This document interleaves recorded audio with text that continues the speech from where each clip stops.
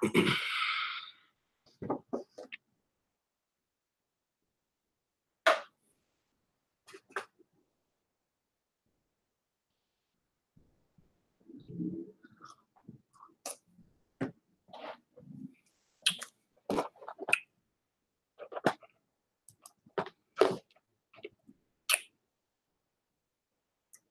afternoon. Good afternoon. Good afternoon. Good afternoon.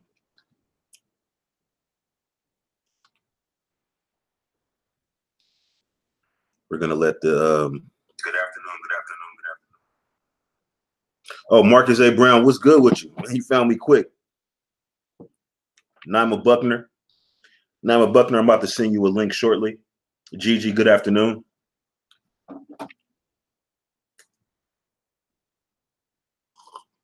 Marcus A. Brown, man, where you been? Good to see you, man. It's been a minute. Hey, Marcus A. Brown, if you want to jump on the panel, let me know. I'll send you a link for sure. You know how we move.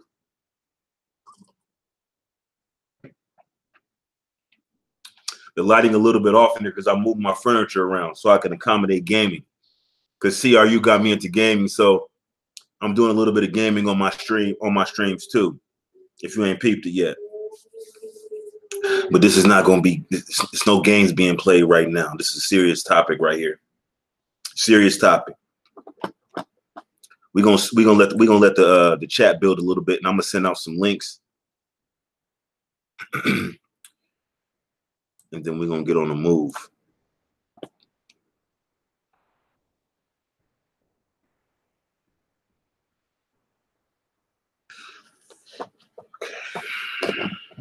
Naimah Buckner, you changed your duck lips photo.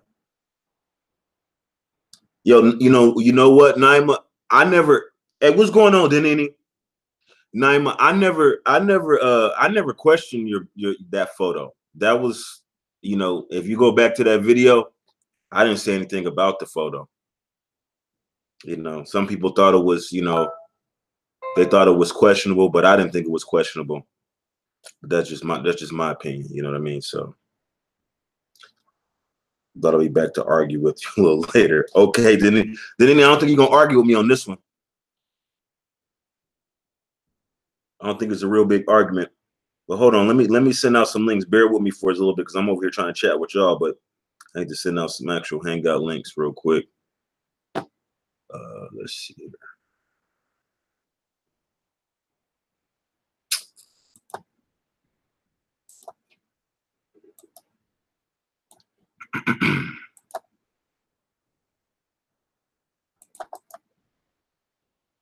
Okay, I sent out some links.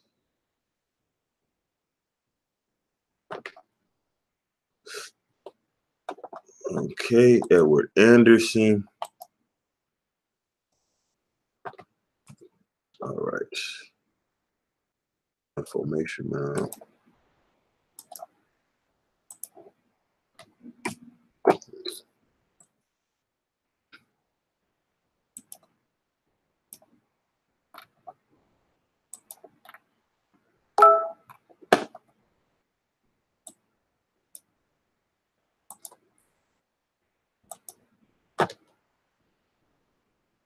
Okay, can you do me a favor, Naimah? Put your email in the chat real quick again. Put your email in the YouTube chat.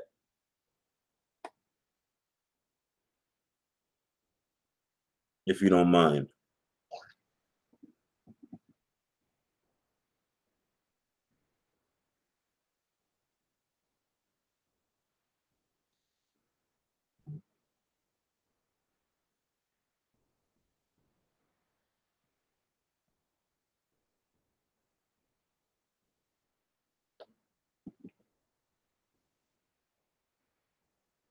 Naimah Buckner, if you could put your email in the YouTube live chat, I would greatly appreciate it because I don't know where you sent me your email at. I can't remember.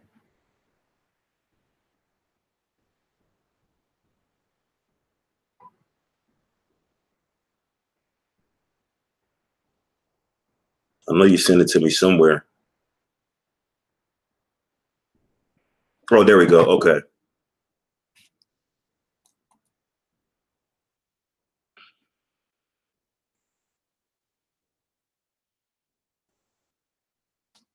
Okay, Naimah Buckner, I'm sending you an actual invite as well. Okay, so we got a couple people in here, so we're going to go ahead and get started. Thank you guys for joining me on such short notice. But you know that's my MO. I like to be a little bit more organic, do a video quick, and just, you know, basically get it started with a little fanfare. Again, I think it's more organic when I do things that way.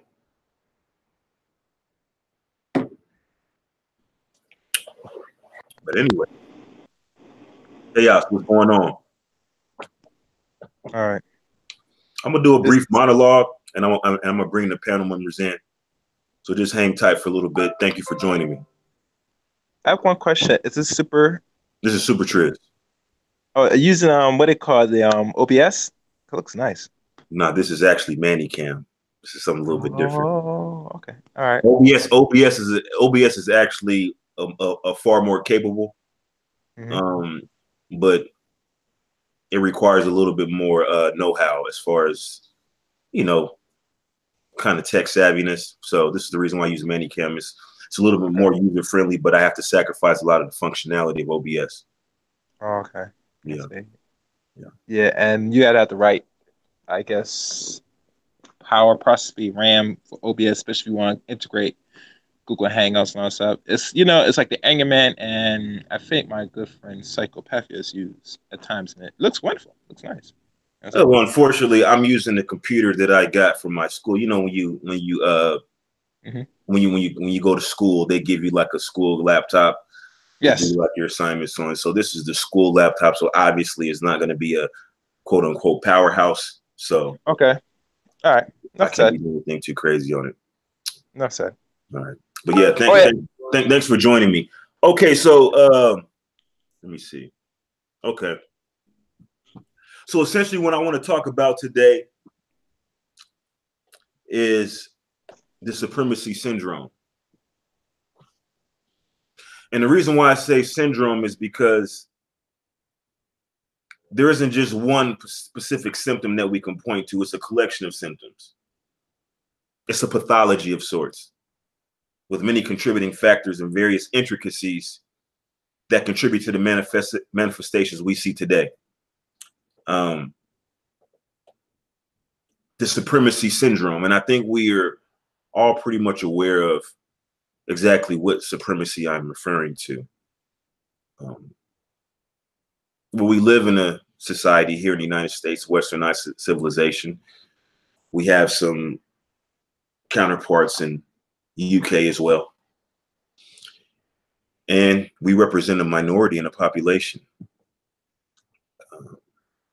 So obviously we're going to be influenced by the greater populace and to a certain extent utilize the greater populace as a point of reference. But I find that as a collective, we utilize the greater populace as a point of reference far too frequently. When we talk about things such as wealth, what is our point of reference? The greater populace. When we talk about neighborhoods to live in, communities that we associate with affluence, what is our point of reference? When we say things like good hair, pretty eyes, what is our point of reference? Terms such as, well, maybe you guys are not too familiar with it, but exotical, intentionally meant to be ratchet. Exotical, obviously, it's not a real word, but the term exotical refers to certain aesthetic characteristics, most often associated with those of European descent. Now, you may say exotical may refer to people from, say, for instance, Brazil or maybe from Southeast Asia, but a lot of times the people that are referred to as quote unquote exotic or exotical, when you look at their actual lineage, you'll find that there's European descent in their lineage. Not really anything far-fetched or exotical at all. Just sometimes it's just merely black and white union produces somebody who appears to be quote unquote exotical. Hence our point of reference being who? The greater populace. So there are those who will deny the existence of supremacy, and I understand why. Because an acknowledgement of white supremacy is to attest Black inferiority. Think about that for a second. When we look at the spectral continuum, we're on opposite ends. So if one is superior, the other has to be inferior. So by saying these things, we subconsciously program ourselves to say that we are in essence inferior. And these are the reasons why. We say that this particular group, this particular demographic is superior because we constantly use them as our point of reference. Case in point, when we talk about the automotive industry, what is our point of reference? Mercedes, BMW, Jaguar. Those are usually the points of reference. When we talk about a subcompact sedan or coupe, we usually refer to the 3 Series BMW, now the 4 Series as well. That was the benchmark for many years and still is to a certain extent in many automotive circles, the BMW 3 Series. And what does it mean to be a benchmark? That's the actual unit of comparison that all others are gauged by.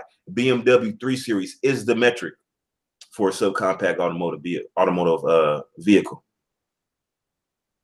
We look at the S-Class, the benchmark for the full-size vehicle, full-size sedan, and now to a certain extent coupe, S-Class coupe, which was formerly the CL. Midsize, Audi A6, that's the benchmark for sophistication, interior and exterior. And so by categorizing those vehicles as the benchmark, we in essence say that those vehicles are superior. That is the level to strive for. That is what automotive manufacturers should be seeking to achieve when they produce a vehicle. So when we use the greater populace as a point of reference, we're essentially saying this is the model that we seek to mold ourselves after. This is the echelons within society that we hope to achieve.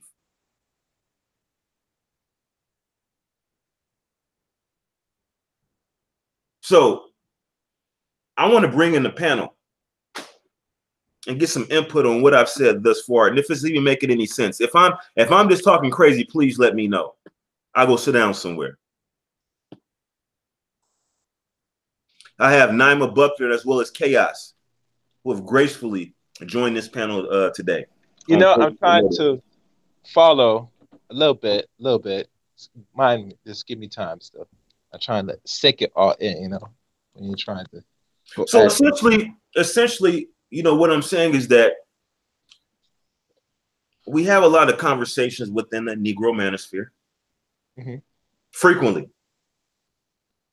And frequently the issue comes up about supremacy.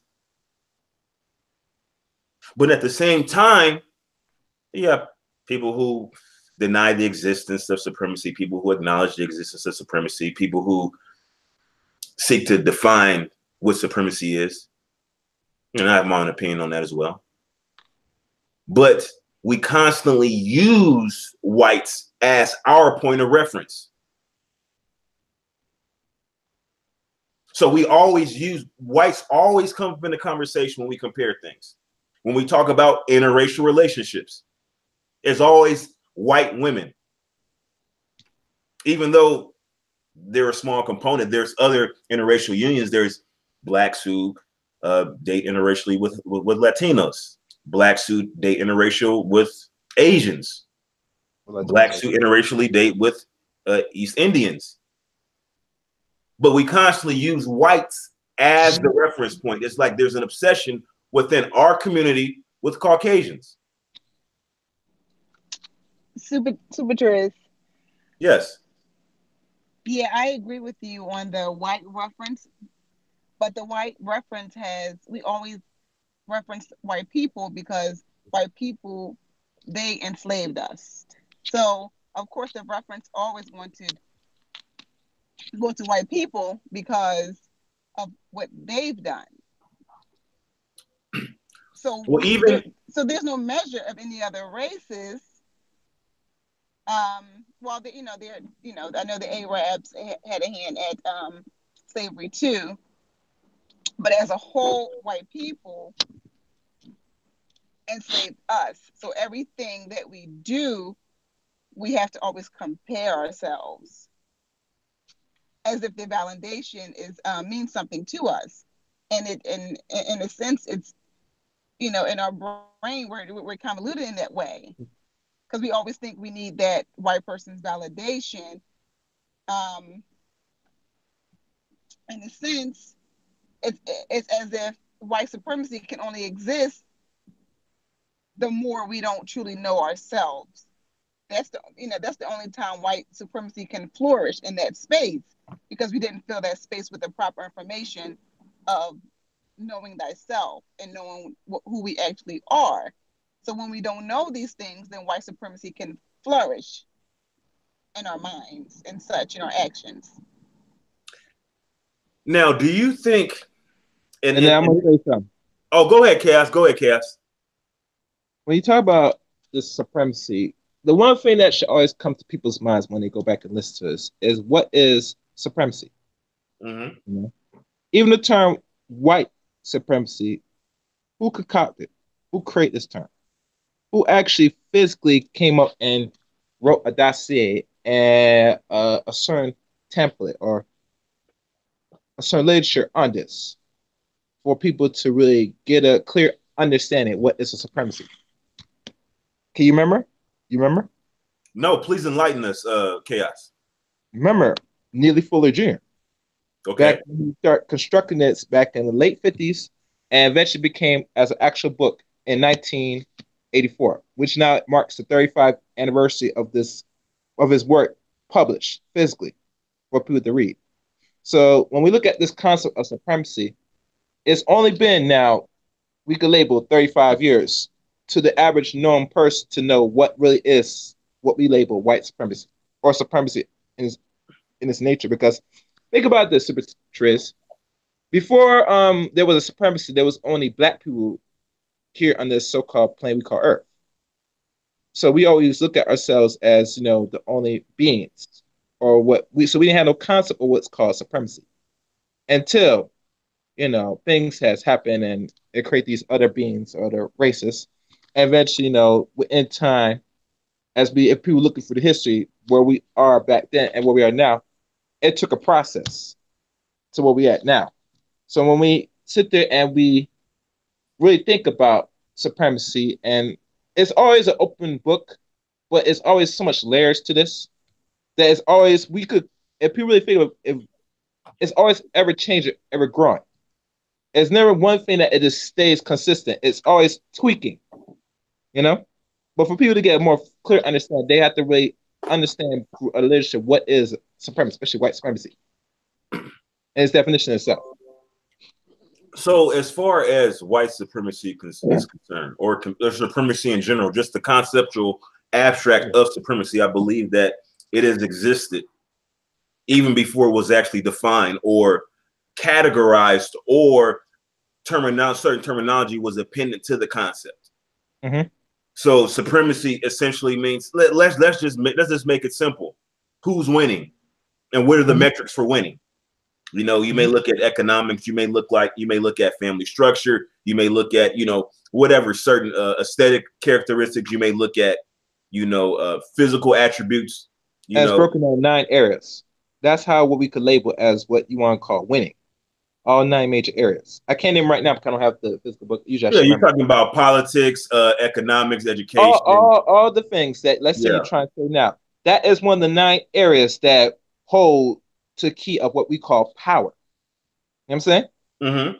And people don't understand, when we look at ourselves as a race of people, we don't see ourselves in being positioned or trying to become powerful again, or what they want to label dominance, because that thinking or that word is stored in our psychology, because we feel that we will always like this, that somebody is the overseer and we're just the participators. You know what I'm saying? Mm-hmm.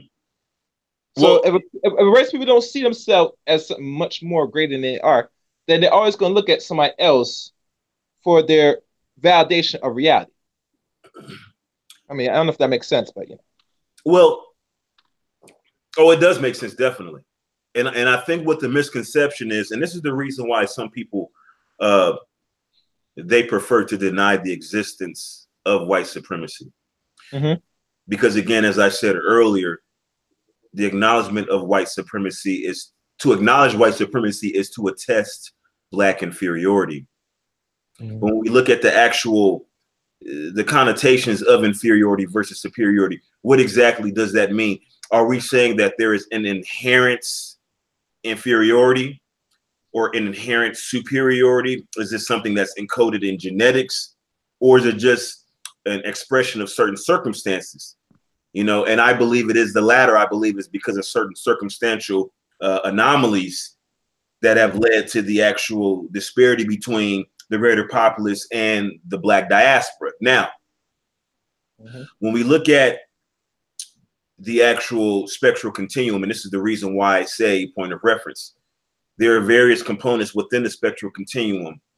And spectral continuum, I mean the individuals who make up the population of Earth, various tones and hues, and how we're stratified in certain specific arenas based on our aesthetic appearance, right? Our aesthetics and how we look. Certain, because you can have somebody who is, say, for instance, East Indian, who may have the same skin tone or perhaps even darker, but because there are certain aesthetic characteristics, maybe the shape of the nose, the eye spacing, you know, things of that nature, people can tell, okay, this person is not black. And so therefore they're categorized differently than us. But we as African Americans consistently use white people as a point of reference, despite the existence of other components within the spectral continuum. And this is my argument, is that why do we always use whites or the quote unquote greater populace as the point of reference? Now, I understand that they make up a large portion of the population here in the United States, of which we are inhabitants of. We don't necessarily consider Africa a home for us because most of us have never even been to Africa, even though we all acknowledge the fact that we come from Africa. I believe too with the with the education, because as a child, just say if you're a black child, you're being raised by your black parents and you live in your own little bubble. You love yourself, you're black, and all these good things. Then when you go to the schools, what do the schools teach you? They teach you about white people. Because I can even remember learning about white people, and I found it to be like the greatest thing. I do remember that, and I'm have to be honest about that. You hear about all these different white people, you're like, oh wow, so did this. Christopher Columbus did that. Oh wow, so you're like, you're learning, and you're not at the time you're being indoctrinated to this white culture of lies. So you look at them, you view them as this being of godliness or whatever you want to call them. You view them in that way. So as a small child, all you know is, okay, white people did this great things, these great things. You may hear about some black people that did some things, that they may talk about it, but not as they talk about other white people, but these inventions and creations. So then you see other white people and then you admire them. You're admiring them because they're teaching you about them. So now when you see them, you're admiring them. And your teachers are white. You admire them. So you just see everything in this whiteness, puff of cloud, as if they're these godly creatures. And that's just so far from the truth. But you don't know that as you're learning this education. You're just absorbing everything, and you're learning, and you say to yourself, as you're learning these white godly people, it's taken away from you as being black and godly. It's taken from you. You just don't know that. So that's where it basically starts from. Because even if you're in another country, what do we learn? We still learn this white indoctrinated education, even when you're in other countries, or you could be in a country that's predominantly black. You're still going to learn from these textbooks of these white supremacists. So that's where the comparison always comes from, because that's all we've ever known as children. That's what we've been taught from school grade to high school to college. So that's why we always compare ourselves to white people. Okay. And let me get Chaos input on this, because I mean, you heard what Naimah just said. Naimah Buckner just said. Now, and we spoke earlier about the 9 areas of human activity, right? So when we speak of those 9 areas of human activity, and we were to hypothetically speaking, right? We were to devise a scoreboard of sorts. And we will look at those 9 areas of human activity, and we would say, okay, based on these 9 areas of human activity, who is superior in these particular areas? Not superior genetically, not superior inherently, but based on certain participation within these 9 areas of the human activity and their standing. If we were to say who is winning in these 9 areas of human activity, would you surmise that based on the standing in those 9 areas of human activity that whites are superior in that particular instance?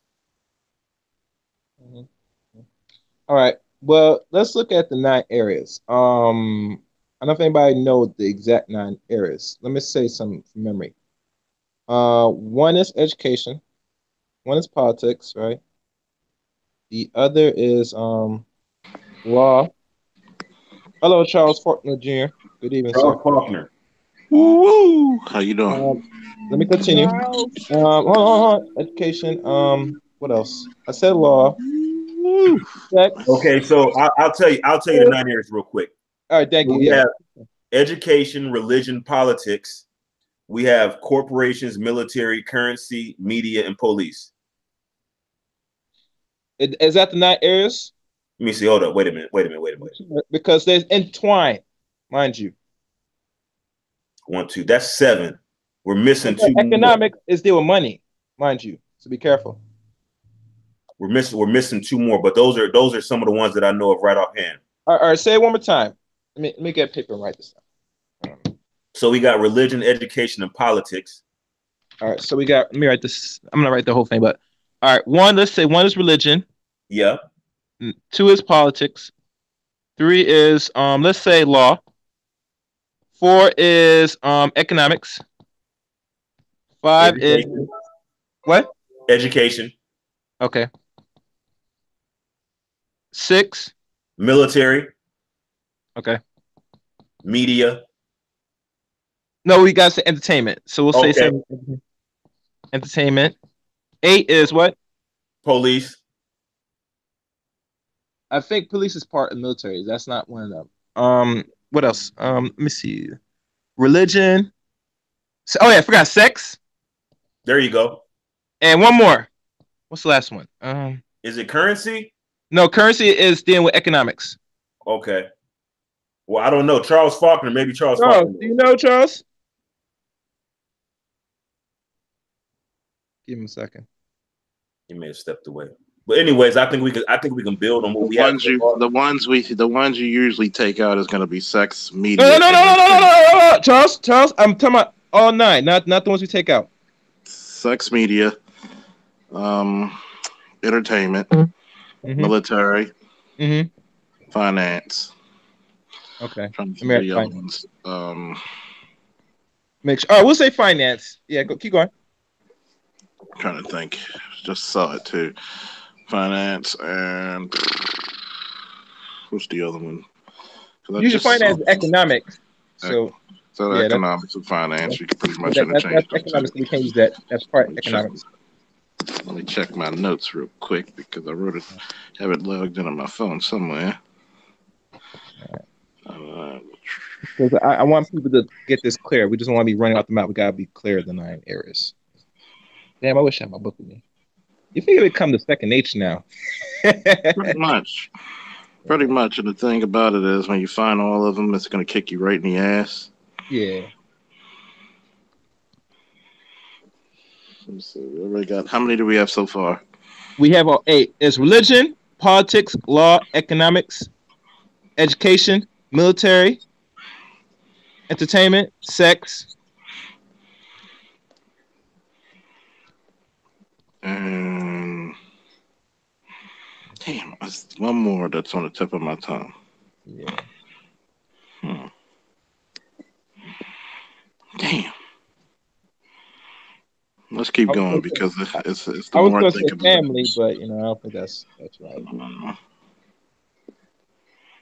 I don't want to misquote. Mm-hmm.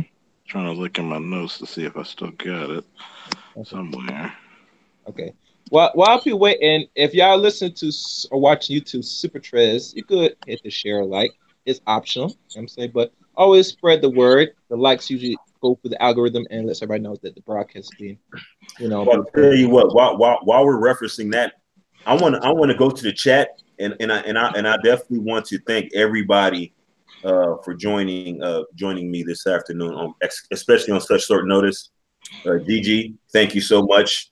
Marcus A. Brown, of course. Danini. Little Rock 2517. Bentley 3805. Thank you again for joining me. It's always a pleasure to have you. C.R.U, you there? What's Brother, up? do you remember all the 9 areas from heart from Neil? I just pulled up the website. It said economics, education, entertainment, labor, law, politics, religion, sex, and war. Is that we were forgetting labor and war? Yeah, we forgot. So labor. Okay. We put the military in place of war, so. Yeah, military. Yeah, that's war. Yep. So you got to make sure it's. See, that's why I wish I had Cerulean here because he always has that chart. But anyway, I'll name them off again. 1 is economics. 2 is education. 3 is entertainment. 4 is labor. 5 is law. 6 is politics, which kind of should go in the law. 7 is religion. Mm-hmm. 8 is sex, and 9 is war. All right, that's it. That's good. All right, now to answer your questions, SuperTriz. Out of those areas that if we're gonna give ourselves a grade, listen, brother. I would say one of the things. This is my opinion, and this is why I kind of agree with Cerulean when he took down certain when he put the X on the ones that we focus much: religion, sex, and entertainment. Those are things that if we gotta look at, if we gotta grade ourselves, we probably high in those so-called areas. For everything else, we get like a F, particularly. And the reason why I'm saying this now, looking at the 9 areas, and mind you, these same 9 areas we don't control. We don't control our entertainment, mostly sex, another story, and the religion, that was given to us. So overall, if we got a grade, so we probably have a higher grade on only 3 areas, which really should be cut out because these are 3 areas that keep already stagnant. You understand me? Yeah. See, the part about that is that I would give us an F in those factors too. The reason why is because none of them benefit us. Mm-hmm. We'll have sex. We'll have sex, and due to the way that black women and black men have been conditioned for the last 50 years, we'll make children, but we'll have dysfunctional parents, which is going to create what? Dysfunctional children. Okay, so we get F on that, correct? Then entertainment. Yeah, we can sing, dance, play sports. I hear background noise. Do you hear me? Yeah, okay. Thank you. We can sing, dance, play sports, but do we own any of the corporations? Do we own major stock in it? No. Nope. That's what I said about that too. We don't control that. Those 3 areas we don't control. Religion. We don't even control religion because guess what? You have faith-based initiatives, which it's supposed to be a separation between church and state constitutionally, but people like to circumvent shit. So we don't even hold our pastor to a certain high standard. Okay. We can't even go to our churches, which should be our educational platforms and also our financial institutions. And our safe haven. Yeah, we can't even go there because guess what? What's one of the 2 places your children get molested the most? School, church. And yep. Okay. So we'll So give we it have F. an F there. So really quick, there's an F in all of them. That's why I say that out of the three, there's somewhat not to a fairly grade, but like I said, since you don't control it, obviously everybody can pick and choose, But all 9 areas we don't control, so obviously we're not doing good at all. Because if only those 3 that we had to cut out, all those 6 we're not even dealing with, and even the institution itself, that's a problem. So that answer your question, Triz? Absolutely. So now that we've actually given ourselves a score, well, then we have to ask ourselves about the existence of the concept, the abstract concept of white supremacy, right? Now, there are people, again, who rather deny the existence of white supremacy because, as I said earlier, to acknowledge white supremacy is to attest Black inferiority, right? But according to the scorecard, we're losing. Now, does that mean that the greater populace is reigning supreme through, how can I put this, through fair practice? Not necessarily. But we're not looking at the methods to get there. We're looking at the actual end result. And the numbers don't lie. But the thing is that we as a people can change the actual outcome of our situations. There are certain things that we can do because this is not set in stone. This is not finite. We have an actual hand to play that we haven't actually played yet. We talked behind the scenes, myself, Charles Faulkner included, also C.R.U. We talked behind the scenes about some of the things that we need to do. So what do you think about that? Now, by acknowledging white supremacy, does that necessarily mean that we are inferior? Or does it just mean that we're losing? What do you guys think about that? I'm gonna let the ones that jumped in answer that before I give my take. We'll start with the lady, Miss Naimah. Oh, okay. I'll say that if you have to measure it, if you're going to measure it, Charles was saying we get an F at this and an F at that. So yeah, if you want to measure it on the world that we live in on this wide scale, yes, we're losing. But I'll say that we're not out the game. Yes, we're losing, but we're not out the game. And that's why I'm sorry. Take your time. No, yeah, it may appear that we're losing, but we're not out the game. And white supremacy, yeah. So each of these different entities that you guys are talking, white supremacy, it's strong in that because they know in each of these corners, if they corner that and they corner these markets, it allows them to, and in the grand scheme of things, stay supreme. Now, let me just piggyback off of what Naimah Buckner said, because she made a very important point. She said corner the market. One of the major markets that they've cornered is media. People don't realize how important media is because that's the narrative. This is the reason why we as African Americans can go to other countries and still be perceived negatively. There's a stigma associated with just being Black, and it follows us wherever we go. People have preconceived notions about who we are and the things that we do based on media, based on propaganda, based on the controlling of the narrative by people other than Blacks. What do you think about that, AM1? Yeah, I'm big on the media tip. That's all I do every day, is take video footage that I shoot and weave it into stories that are meant to capture a certain idea and present it in a certain way. So I have an automatic filter in my mind to understand what these people are doing.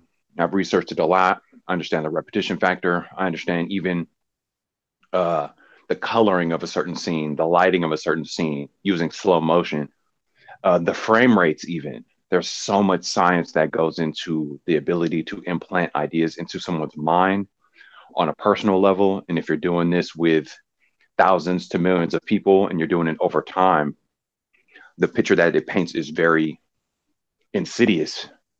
It's diabolical. So, I mean, if you can, sort of paint people as, a certain group, certain color, certain class level, you can really illustrate this and do it over and over and over to the point where those very people start believing it and even find empowerment in it. It's a big deal, man. It's a scary, scary thought to see how it works. I see it firsthand. There's edits that I've done and, videos, pieces that I've made, and I sit and watch people's facial reactions to it. And it's like, oh, wow, that's so cool. And they have an actual emotional reaction. I've turned in work to clients and they've cried over it. So I see how it touches the emotional level. And with the repetition factor, it can't be discounted. It's one of the major weapons that's being used against us. It's big, man. Go ahead. Oh, that was very, very, very poignant. I really appreciate your input. Charles Faulkner, do you have anything to piggyback off of that?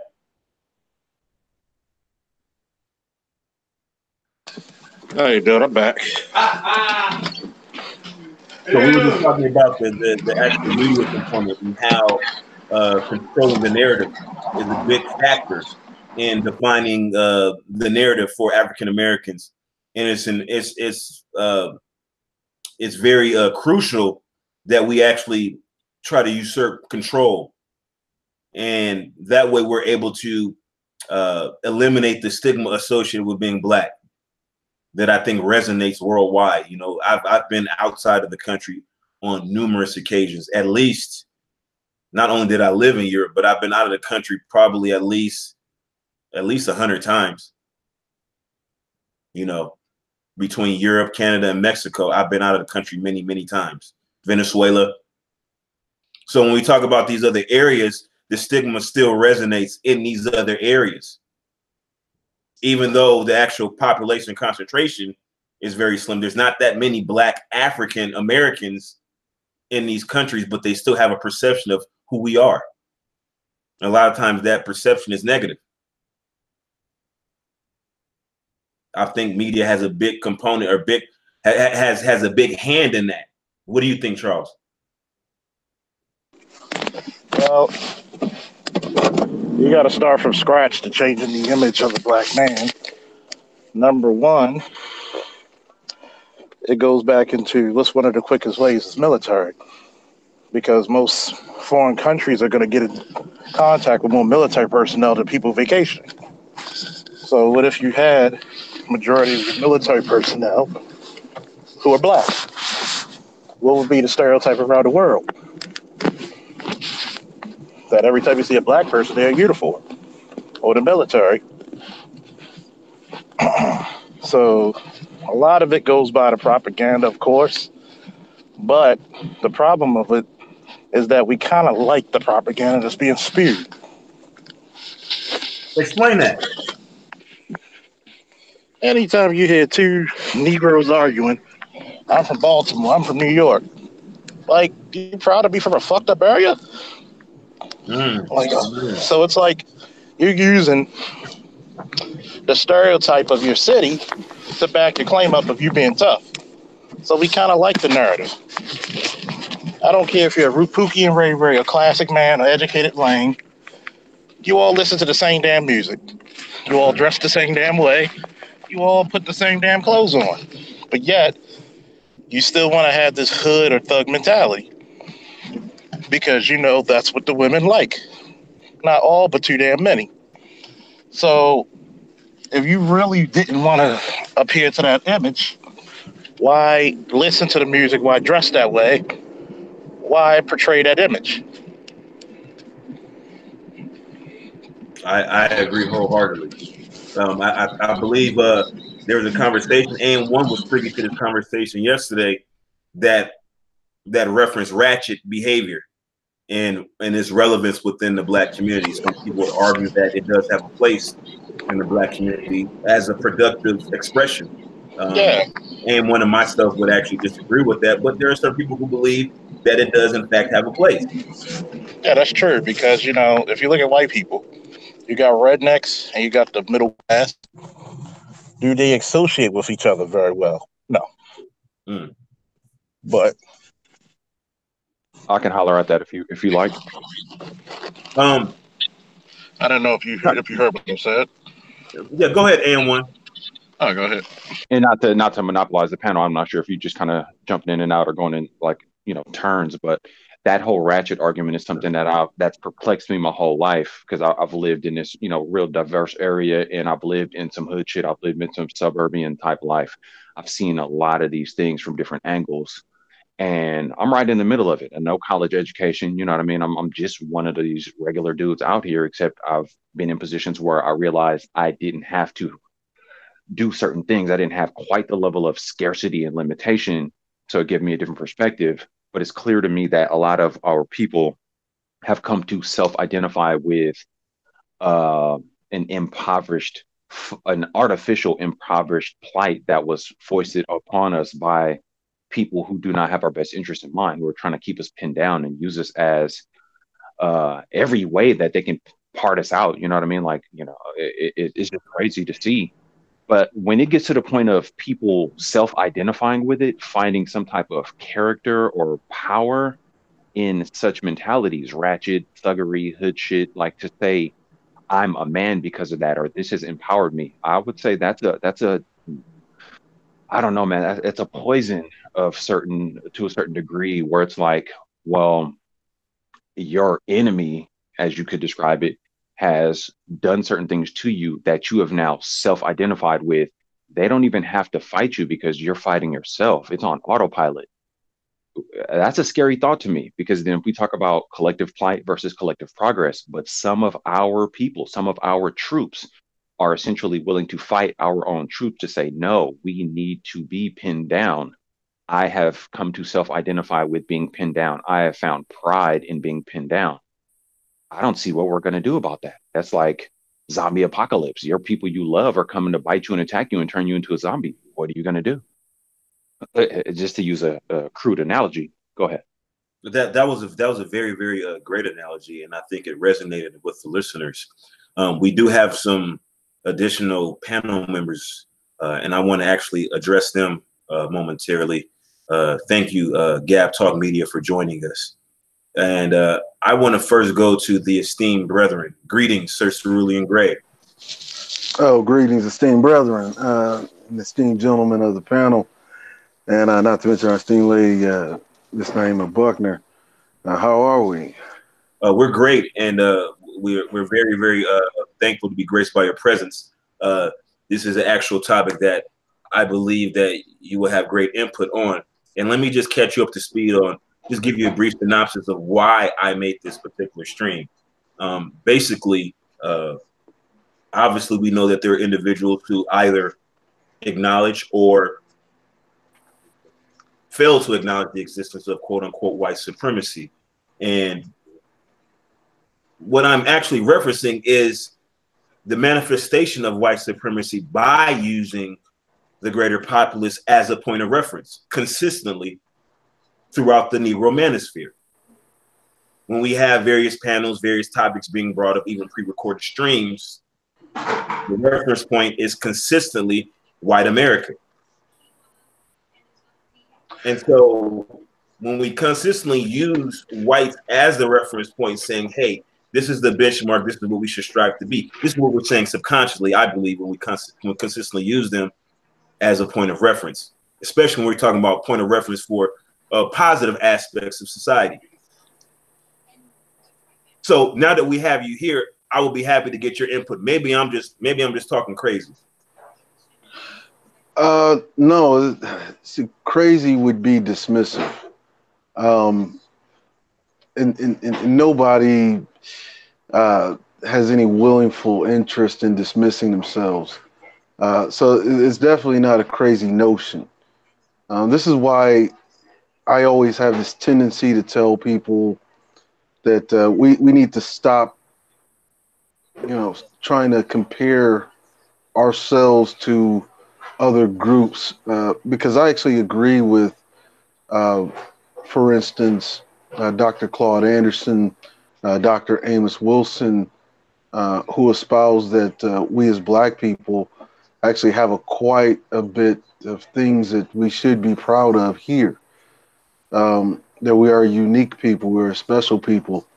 Um, any other group, when we're comparing ourselves to these other groups, any other group would be either long gone or as rare as a white buffalo, similar to the American Indian. So just the fact that we've actually survived this long. Now, what has basically happened is a failed culture, which has lost empire, i.e., this thing called whiteness has lost empire, has put us in a prime opportune time to begin acquiring the things that we have formerly been deprived of. This was the reason why we created the Gray Faulkner Initiative, speaking directly to the needs of Black people. One of the things that we have always gone without, and despite we've still, kind of triumphed, was institutional power. When you look at wealth in this country, all wealth in this country, no matter how great, small, significant, or insignificant, all wealth in this country has been generated through institutions. Um, and so, what we want, as far as Black people, really is institutional power, institutes to advocate on our behalf. That begins with basically presence. Putting yourself in these institutions to increase your presence, and thereby in increasing your presence means that you get to change the culture of said institution, whether that be the military, whether that be the Department of Education, whether that be agriculture, or what have you. There's enough economic capital in the Black community right now, in which we can actually have our own independent food creation and distribution networks, especially when it comes to urban farming, the rise on urban farming. Torian Rain and I went over the 2019 fiscal year budget to show people exactly where all of the money in this country is going when it's decided on the Congress floor. They're going to the various institutions. They're going to the Department of Education. They're going to the military, veterans. They're going to the government service workers, and then you have the U.S. Army, just one branch of the military, which is getting like 1.2 trillion just to produce more STEM professionals. And so, if you're following the money, this is where our people actually need to be if we are to go beyond surviving, in which we move into the realm of thriving. And when you're thriving, that is when you're constantly acquiring power. So we've been in a deficit so long, this thing called white supremacy. You have people thinking that this white supremacy, white supremacy, white supremacy. And the problem is that if your enemy has an institution that you don't have, and that institution is gaining power, where do you think your people need to be? In fact, I've talked about this time and time again. The reason why racism really exists is to keep you away from those institutions that generate the wealth in this country. That's the reason why you have virtually a white female monopoly in the Department of Education. That's the reason why you have nearly a monopoly in all of the what you call the human resources centers and all of these Fortune 500 companies that is almost completely monopolized by white women. And whenever I hear people say, "Oh, well, we can't do this, we can't do this," we absolutely can. See, people don't understand how fragile an empire is. The more an empire spreads, the more fragile it becomes. Kind of like you poke a little hole into an egg, right? And you drain all of the insides of that egg out. All that's left is a shallow husk. And that's how fragile an empire is. That allows you to put whatever you want into that eggshell. And what I'm saying is about these individual institutions is that you want to inject yourselves into those little small holes, those little small cracks into the eggshells. And so that way you increase your presence inside of those institutions. You create the equity that you want. So essentially, this nullifies the argument that black men, quote unquote, have no place in the quote unquote white man's army or the white man's police department or in white man's politics. Is that what you're saying? Well, that very sentiment is completely ludicrous. Its very insinuation basically says that you are not an American. It's kind of like the black on black violence argument, right? The black on black crime argument. It's the same thing. When somebody says black on black crime, it implies that blacks are not American, that there's something other. You see, and so when you have people that will say, well, the black man has no place in the white man's army. Well, you forget that. Well, you are this white man's army, for the simple fact that you are the only group that is in this country that is constantly, on a regular basis throughout history since the founding of this country, fought in every one of these countries' wars. You see, while a lot of these other groups are basically Johnny-come-latelys that came here through immigration policy. So let this is an interesting discussion, and I want to go to Gab Talk because Sir Cerulean Gray brought up some very interesting points. Because now that if we look at society as a whole, and we make society analogous to, say, for instance, an organism. And we understand there's various components: organelles, cells, tissues, organs, organ systems that comprise the organism, right? Yes. And so if we are to look at ourselves as component of a greater organism, that organism being America, right? And we understand that we as a collective have contributed greatly to this country. Right? Yeah, like you are literally fighting for basically your place in a society that you've built. When you look at American culture, as far as its music, its arts, that's all black culture. So we essentially have a stake. We have a stake here. You absolutely do. The inventions, even the country music, right, Cerulean?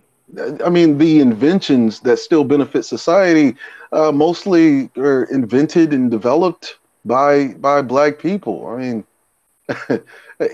you are as much a part of this country as anybody else. In fact, more so. Gab Talk, thank you for joining us. Oh, yes, sir. Yes, sir. You heard our esteemed brethren, Sir Cerulean Gray. He has dropped some gems. Oh, yeah. It may be a lot to kind of absorb at the same time. It's like you open up a fire hose and trying to take a sip of water. It's a lot to digest. Yeah, I feel like you set me up, man, by letting them go in front of me. But no, this idea that the brother. Oh yeah, and greetings to the esteemed panel, man. Let me start with that. Peace to y'all. Greetings. Yeah. The idea that Cerulean talks about of this being our country, these are our institutions, has been something for me to mold over. And for instance, years ago, the Honorable Minister Louis Farrakhan said, and I took it to heart, the black man has no business in the white man's army, right? And so the message in that, I just took it for what exactly those words. I took it quite literally. And the understanding at that time is that we were sacrificing our bodies to be a part of something that did not stand for us. Now, the reality nowadays is that I have is a somewhat of a more elevated understanding, is that it's not that I think we should be involved in wars that are not our own, but I'm starting to begin to see it as is it a necessary risk? And so Brother Charles Brother Cerulean on the show the other night during the interview was explaining that everything is a risk. It's a risk to be here. It's a risk. You know, life is a risk. So what are the risks that we should be taking in order to change our reality? And so as this unfolds, this plan, these things that we need to be doing, the truth of the matter is if something is going to be ours, then we have to take it. We have to become, which means becoming a part of it. But you have to enter these institutions and not lose yourself. And Brother Cerulean is one of the brothers that are of the military that sings a different song for me. He doesn't sound institutionalized. He sounds free. So this is making all of the difference. And so while we are figuring out our strategies, while we thought we understood exactly what the plan and strategy is, there are ideas coming alive now that show us how you may have not understood how these brothers that were in the service were being trained and what they had in mind while they were being trained. It's altogether different than one statement. The black man has no business in the white man's army. I'm going to say unless they know what they're being trained for. So it's a beautiful unfolding of free thinking men and women, man. It's an unfolding. It's a revelation of sorts. I'm sorry. Oh, okay. Yeah. I didn't handle something. Yeah.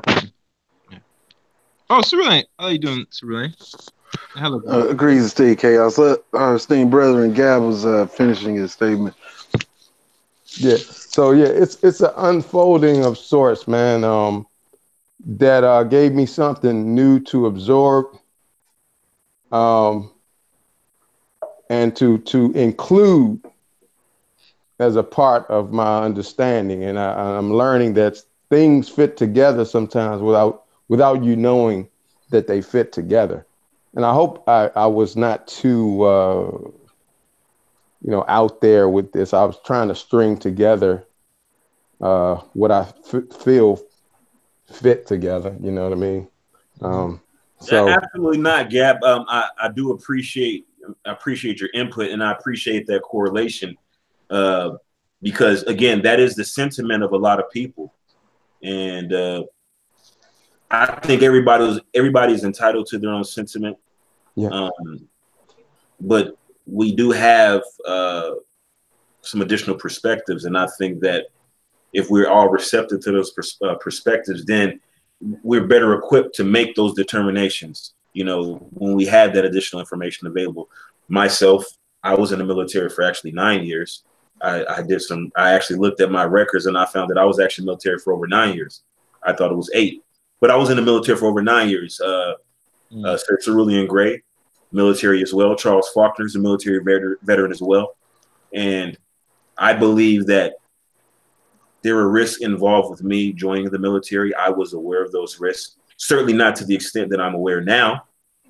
I was a young man when I joined the military. And I didn't fully understand the ramifications, but I did have some concept of what I was doing, and it was a conscious decision I made on my own recognizance. And I am grateful of my time serving in the military because I feel that I was able to extrapolate a lot more than what I put into it.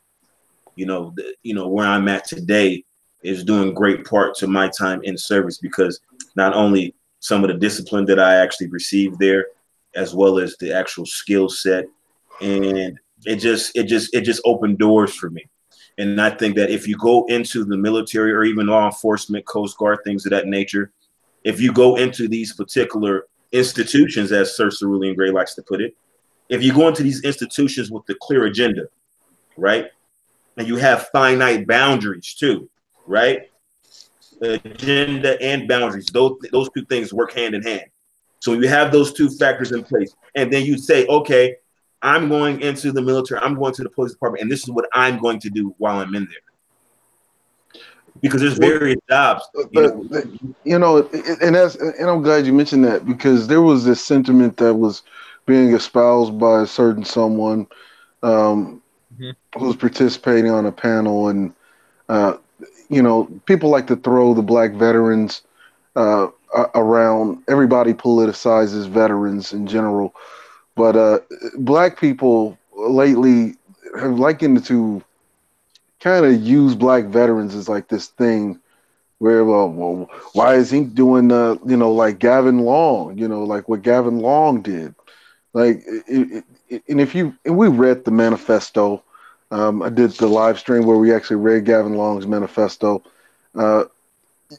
If you read his entire manifesto and understand it, he actually he was more upset with the pervasive apathy of Black America, because he understood that, okay, the only way these changes can take place was from inside of the departments. You see? And so now, what is it up for us to do? It is up for us to create a plan or a way for us to get our people into those departments to make the necessary changes.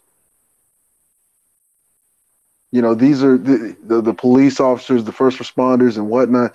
These are people that affect Black life every single day. You want to change? You want to change mass incarceration? Well, you need to have more cops from the communities that they police. Those are authoritative executing powers. You just walking around, and I do this in my own community at times where, we do the patrols and whatnot. I'm not a badged officer, but it actually helps if you're a badged officer to be able to do that. And then while you're doing that, getting paid to do that, because again, this is about compensation. You have people running around here, especially a lot of Black folk running around here saying, well, Black men don't protect Black women. It's like, are you paying them to protect you? Like, everybody else gets paid to be the protection of their community. You see? And so you're saying that you want them to put their lives on the line with no compensation whatsoever. Not even a thank you. Right, not even a thank you. And then not only that, but just go on being ungrateful as shit and still espousing negative talking points against Black men, which disparages them from wanting to do it. Like, if you get treated like shit at a job every single day, right? Like, you're not going to be at that job. You're just not. You're not going to be at that job. This is the reason why you have employees. They complain. They complain for the company that they work for to fix the shit that is going wrong in the company that affects their life, right? And if they go on accepting the abuse, accepting the poor working conditions or the degraded work environment that is unsafe, they're not going to be there, because at that point, doing a risk-benefit analysis, the reward is not worth the service that you're offering that company. Hey, Cerulean, if I may back you up just a little bit, right? Now, we all know in the hood we got the candy lady, right? That's where you buy your blunts. That's where you buy, the kids go buy their candy from them, right? It's the same woman in the same hood. She sells blunts to us. She sells candy to the kids and everything, right? She is protected. Why? Because she is doing us a service. Nobody ever goes rob the candy lady, because why? The hood is going to fall in on the person that did it. We're going to find out, and we're going to deal with them. So I say it's the same thing as like what you were saying about like how Black people need to be with our own businesses and supporting ourselves. We need to make ourselves the candy lady. If Or you know, it even goes it even goes beyond that, right? Like at some point in time, right? Because we have a habit of doing this. We have a habit of going and spending our capital on what we want, when we want it, on demand, that instant, right? And then when it comes to the things that we need, we say, okay, this is what we need in the community. Flint, Michigan, for instance, still needs fresh water, right? Still needs fresh water. But for some reason, we want to talk about things like R. Kelly. We want to talk about all of these other things. We want to talk about the McDonald's situation. Like 3 years in, and Flint still does not have fresh water. But yet, you go to Flint, Michigan, you'll see all types of people, black, white, Asian, and otherwise, right, driving around in new cars. So we clearly see what the priority is. We clearly see what the priority really is for people, and people prioritize their wants over their needs. Well, and so what happens? And what happens whenever you go to Flint and you see people driving around in new cars? It gives the assumption to the general public that these people don't really need anything. Ooh, that's a fact. And could it be that people feel as though if certain things they're entitled to, and when I bring that up, I want to pan over to Naimah Buckner. I haven't exactly heard from Naimah Buckner in a little while. She's been waiting patiently to jump on the panel. But I want to ask you, Naimah Buckner, you know, when we talk about needs versus wants, maybe there are some black women who feel as though if they don't need protection, some black women feel as though if they do need protection. But let me ask you this, Naimah Buckner. Do you feel as though if black women are entitled to protection from black men?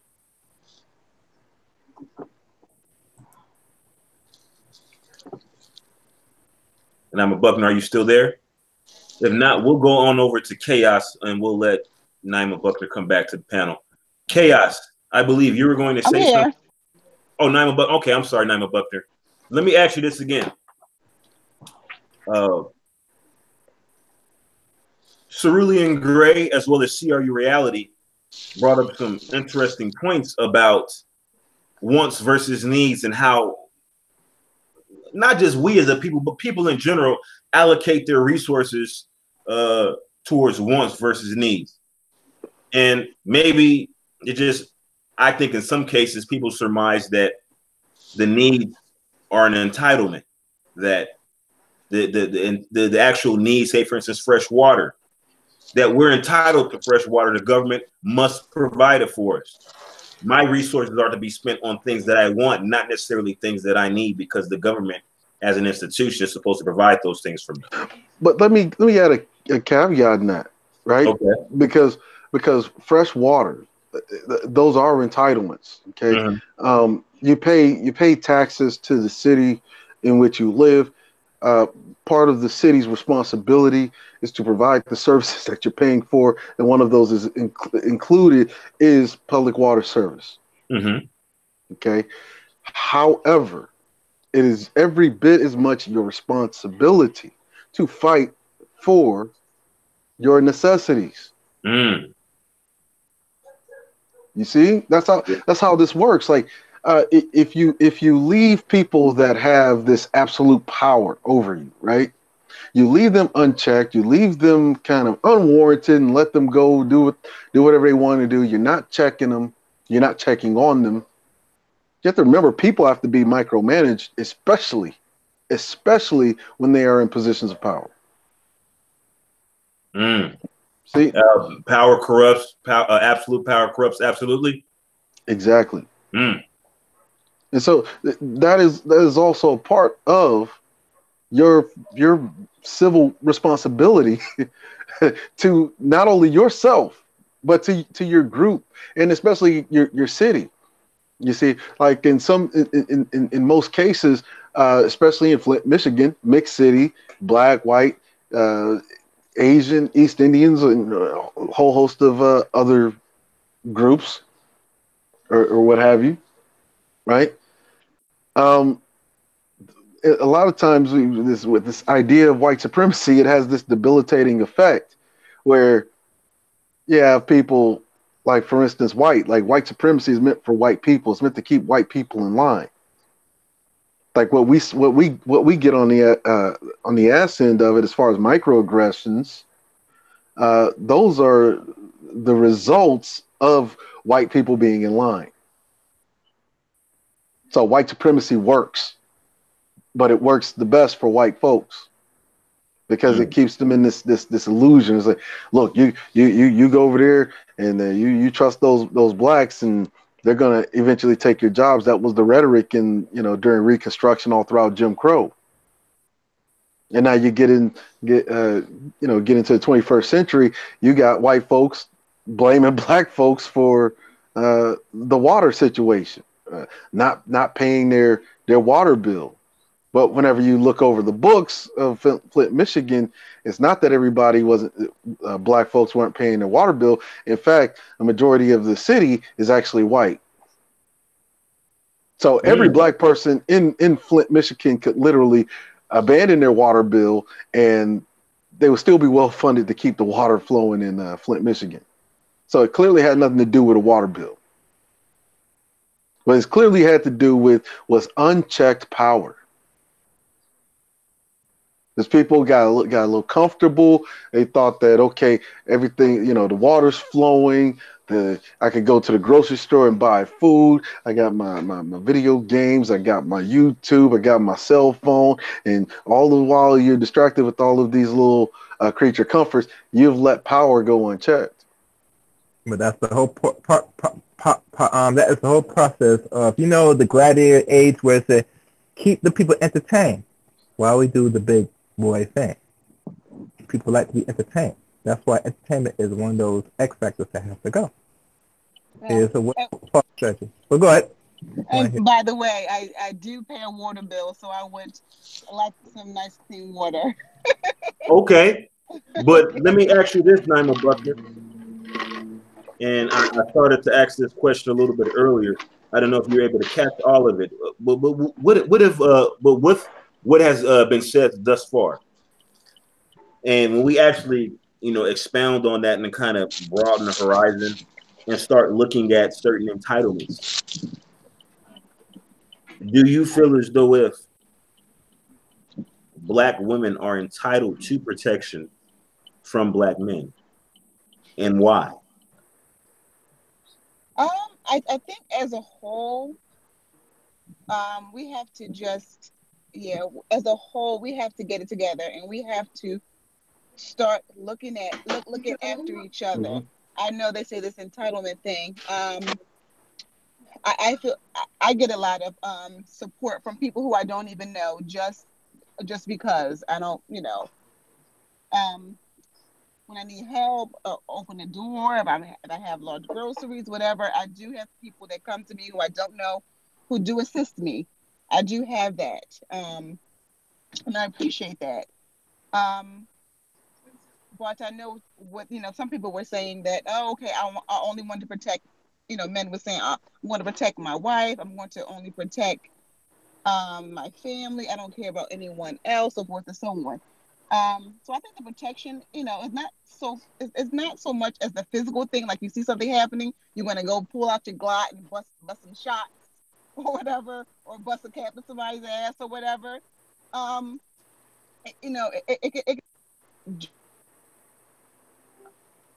It could be just a gesture of maybe calling the police. Okay, let me call the police. I don't want to physically get involved, but let me call the police. But something that shows that something is going on with the person of that you identify with as a whole, man and woman. We are one together. That you want to extend yourself to show that support, because all we have is each other. If we don't support each other, if we look at each other as if we're just another human being, I don't think we're going to get very far. So we have to start treating each other better. Women, We have to start treating the men better. The men, we have to start treating the women better. And I'm going to go on pause for a second because I have to handle something. So someone else can go, okay? Well, I really appreciate your input. And for those of you who have not seen my stream on reckless indifference, the transcendence of bystander apathy, please make sure you look on my page. In my video streams, I have a video entitled Reckless Indifference, the Transcendence of Bystander Apathy. Please check that out. We're not going to go too far on a tangent with that particular topic. For those of you who are interested in that concept, please look at that video. I'll probably post a link a little bit later. But for now, I want to go over to AM1 because he had mentioned something in the live chat. And after we go to AM1, I want to kind of go down the line. Hey, SuperTriz, before you go to AM1, because I know AM1 is going to answer this. Because they've been back and forth over it, but you see Real Brother in the chat, right? Yeah. And he's saying we're talking about white people arguments. You know what I mean? And it's like we're on the same page. I think Real Brother is still on the same page that we're on. You know what I mean? It's just the way he's saying it. You know what I mean? White supremacy, they're not supreme, are they? Are they supreme? Everybody on the panel knows white supremacy is a joke. Are they really supreme? Well, you know, look. Hold on, Cerulean. Let me just say this real quick. AM1, Cerulean, Chaos, Charles Faulkner, Naimah, Buckner, right? I want to go down the line. I want to get everybody's input. And then if you guys want, I can bring Real Brother Radio Network on the panel and you guys can address them if you like directly. If you guys don't want them on here, that's fine. I just want your input on that. What do you guys think? Because all this going back and forth with the live chat is too difficult. Which brother? Personally, it doesn't matter to me. I don't know who Real Brother is. It's your panel, you know. So whatever you want to do, you know.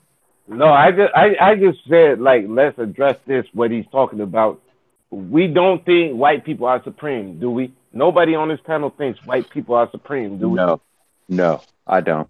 No, white supremacy is a joke, right? This is the point I'm trying to make. I'm trying to say that part of the supremacy stems from our own interpretation as a people and how we manifest white supremacy or the concept of white supremacy through constantly utilizing whites as the point of reference. So we in essence create the concept of white supremacy ourselves. This is what I'm trying to say. I feel like most people get what I'm trying to do here. No, see, I think where this Real Brother fella is getting things confused is white supremacy as the concept with methodology. Again, you have no concept of what white supremacy was until Neely Fuller Jr.'s book, The Compensatory Code. This is a book that's only about 37 years old. 35. Right? 35 years old now. It's now a new year.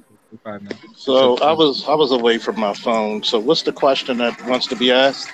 Wait. Before the question, C.R.U. This guy's on the chat room. What's his name again? Who? The guy you talking about. What's his name? Oh, RBR Network, Real Brother Radio Network. If he behaves himself. Oh, you know about a BGS? Yeah, I booted him twice. Yeah, okay. He behaves himself. Well, before we booted him twice, he was in the Coliseum. Hold on. Before we bring him on the panel, yeah, bring him on the panel. I want to give everybody an opportunity to say something, and I want to go down the line. Right now, Cerulean Gray is speaking. Then we're going to go back to, or is it Chaos? Chaos, are you talking, or is it? No, it's on AM1. You said it's on AM1 first. Okay, AM1, then Cerulean, then down the line. Yeah, I remember what you said. Okay, so we're gonna go to AM1. Actually, I want to go to AM1, then I want to jump to BGS. Then we're gonna go from BGS to Cerulean Gray to Chaos and to Charles Faulkner, then back to C.R.U. Okay. All right. So two things real quick. The whole protection issue, I think at this point, we understand half a millennium of madness, insidious warfare tactics aimed at the so-called black man and woman. We all know this. We all know this. We all know this. We can talk about it all day. What are we going to do about it? Regarding the protection issue, at this point, because we have been pinned down in such a way, it becomes a matter of a meritocracy. Uh, if we are at war, the troops need to be all hands on deck trying to fight. So your protection or whatever your entitlements, I think, are directly relative to what skin in the game are you putting in, what efforts are you putting in on a collective level. There's the answer to the protection. I think there's that. Now, this whole white supremacy issue, white supremacy clearly is obviously a myth, a lie, an illusion. I hope that satisfies this guy who keeps asking the same things over and over and over. Clearly, this gentleman is just trying to put us all in a position where he wants attention. He wants to be on these panels. He wants to be involved because I made it clear that he could easily go open up his own panel and invite people over. If they're interested in what he's saying, then we'll come on over. So it kind of proves itself. Who wants to insist on being somewhere where they're not being invited? What man shows up at another man's door and insists that he comes in and gets to speak? No real man does that. That's completely ridiculous. It's actually seeming like borderline on mental illness. White supremacy obviously is a myth. AM1, hold up. AM1, don't set it off. Please don't set it off. No. Like, okay, I'm saying, go ahead. Saying it all in a very calm way. I'm like, my demeanor is calm. It's nice. It's respectful. I'm just telling it like it is. No man goes to another man's house and insists to come in. That's just ridiculous. Who would do that? So we all know white supremacy isn't real. No one is talking from white supremacy talking points as if to bolster that myth or that lie. We understand that it's a lie. We understand that some of our ranks have been poisoned with this thought process and react from that. I don't think anyone on the panel here is doing that. And everyone on the panel here obviously knows it's a myth. So for someone in the chat to keep saying it over and over and over, it shows that they have some other agenda other than truly addressing it. Their agenda is, I just need to come on the panel and say what I need to say. Leave it at that. Thank you so much, AM1. I want to jump over to BGS IBMOR. Thank you, Master Teacher, for joining us on this panel. It's always a pleasure to be graced with your presence. Any inputs thus far, or do you need to be caught up to speed? As far as white supremacy, and Cerulean probably knows where I'm going with this. If you look down history, it's called scoreboard. I'm an athlete. It's called scoreboard. Okay? Oh, we just talked about that. It's called scoreboard. Okay, yeah. White supremacy is not a myth. Okay, it might be dying. They might, as they have defined it in the past, it might not be that way any longer because we might be talking about Chinese supremacy in another 20 years. But white supremacy is not a myth. Okay, if they dominated this globe for the better of 100 years, okay, if you dominate the globe. You have them speaking your language, you have them using your science. We use their monetary system. What does that mean? What's that mean? Tell me. Your banking system, they destroy whole countries. You know, in the past 15 years, they destroyed 5 countries. And white people have done that. So tell me, if it's not a myth, please tell me what that is. If it's a myth, tell me what that is. Who does that? That's an interesting concept. And again, I can agree with that. We're gonna bring Real Brother on after we've gone through the panel and let everybody say their piece. I'll say this about black women not feeling protected. Black women can go anywhere they want to in this country, get raucous and rowdy, fight, demand their rights. Walk all times of the day and night in the bad parts of town. Okay. If you don't feel that you're protected, you don't feel safe. You know, most parts of the world, and you know, I'm sure that brothers that have been in the military know. In most parts of the world are gated. They have walls around their neighborhoods. They have walls around their houses to keep bad things out. This is a very open society, a very militaristic society where you have open lawns and open gates and open neighborhoods. Okay, that doesn't exist in most of the world. Okay, this is a very safe, very protected, very locked down society, the way you can go from one corner of the nation to another and feel safe. Okay, That's the society. So that bullshit that black women are not protected is absolute bullshit. There's very little that happens to black women. If you look at just the murders, you have what 24 million black females in the United States, and how many black females get murdered or killed? What, a couple thousand maybe? If black women didn't feel safe, or didn't feel protected, or didn't feel they could do something, they wouldn't assert their rights. They would hunker down. They wouldn't go out at night unescorted. They wouldn't be in places where they don't need to be. They wouldn't be trying to fight grown ass men that twice their size if they didn't feel protected. That's bullshit. That's a myth. That's a lie. Like I say, scoreboard. And we did speak of the scoreboard. We actually referenced the 9 areas of human activity, and Charles Faulkner in Chaos, they gave a very disheartening assessment of the scoreboard. And actual assessment, as disheartening as it was, I couldn't disagree with them, not one bit. Now I want to go back. You pull a suburbs. I guarantee you pull a suburbs chick, black chick with a howdy attitude. You put her down there in the ghetto. Say the ghettos of Baltimore. See how quiet that chick gets, because she don't feel safe.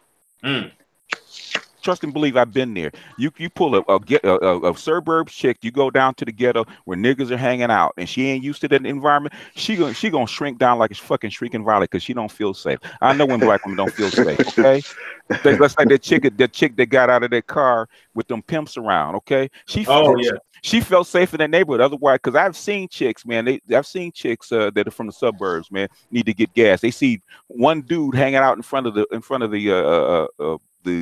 pay window. I ain't going in there because I don't feel safe. Let's go someplace else. So I hear that stuff. I don't want to hear that stuff because you're lying. I don't accept lies and bullshit. I've been on both sides. I've been in nice neighborhoods. I've been down in the ghetto. I know when I feel bullshit. And Officer Charles can tell you this exact same thing, but that's all I got to say. I'm going to just say this. Protection, when you demand protection, you already have an inflated ego. Okay, when you demand, I will not protect anything that thinks is my equal or thinks is independent. Anything that claims its own independence, next time a chick tell me she's independent, I'm going to ask, where's your head of state, what's your constitution, or what's your national flag? Talk to them. Okay, if you're independent or my equal, you do not need protection. If you're disrespectful, you do not need protection. I will treat you like I do my son. You think you're my equal, you think you're grown, guess what? That toy or that game you want, you will not get unless you buy it yourself. Oh, you can't? Then guess what? You're gonna have to fall back in line. That's like a black man demanding something that he has not worked for it. Correct? Yeah. So if you're not giving me my respect, then why do you need my protection? I'm done on that part. Appreciate that, Charles. Sir Cerulean Gray. You know, and you just said you guys already don't do it, Cerulean. Don't do it, Cerulean. just focused on the 9 areas of human activity, and the breakdown BGS gave is kind of difficult to follow, but I'll say this on the supremacy thing. Let's just be honest. Whites are superior in their savagery. They're more savage than anybody else is willing to be, which is why they're winning. Which is why when BGS brought up the scoreboard, that's the appropriate context.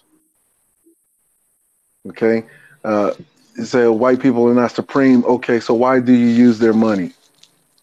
They're not supreme. Why do you pay their taxes? Okay. Now, supremacy is offset, or what you call a monolith is offset by a competing monolith. You see, and that's what really all of this is about when you're talking about, black power and black empowerment and all of this. What you're talking about is erecting a competing monolith, one that can compete with this idea called white supremacy, the monolith known as whiteness. You see, as far as protection, to a degree, what women are saying is correct. It is an entitlement because in all civilized societies, there are four major groups that have to be protected, and that is women, children, elderly, and the sick. However, it goes back to what Charles was saying. Those people that provide those protection services are compensated. You see? And so you're saying you want protection. This is why I alluded to that. You pay for it. You want an army to be out there to protect you, pay for it. How many times do I have to say it? Like, troops cost money. Mm-hmm. Armies march on their bellies, not on hopes, dreams, and aspirations. So you're telling me that you want them to put their lives on the line for you, for your benefit, at will, on demand, with no compensation whatsoever. So whenever they do that, who is going to feed those who they leave behind? That's the purpose of compensating. You see. Now, as far as this RBR, it sounds like he shares a lot of the same sentiments as a lot of like the ignoramuses that say, well, we got to stop saying white supremacy because it gives it too much power. It's like it already has power. You go to work for that power. You pay taxes to that power. You obey that power's laws. You send your kids to the schools that were created by that power. Mm-hmm. When you get sick, you go and see a hospital that is completely funded by that power. And it tells that hospital by what operations and protocols that it can stay in business. You want to participate in commerce, you yield your self-service to that power. You see? Now, in order for white supremacy to be mitigated, that means that you have to insulate yourself from it. And how do you insulate yourself from it? One is through solidarity. Solidarity takes a very long time. It takes years and years and years upon campaigning. It is an endless, this is what they call the struggle, because it's an endless campaign to get all of your people to march in solidarity with one idea. Mm-hmm. That is the reason why this ongoing battle has taken so long, because we've been continued to try to be solidaritous with each other, and all of us don't even have the same ideas of where we want to go. Well, even it doesn't. We don't all have to have the exact same ideas. We can find one common goal, but we have too many detractors that will find one particular aspect. Maybe it's just a personality. I don't like the way Cerulean Gray talks. Fuck his plan. Simple stuff like that allows us to be divisive amongst each other. But go ahead, Cerulean.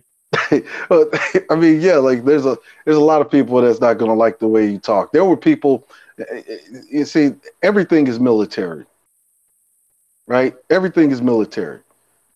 How you operate in society is military. Black people are already operating like third world guerrillas. Facts. That you literally are. Yeah, how third world guerrillas get down. Mm-hmm.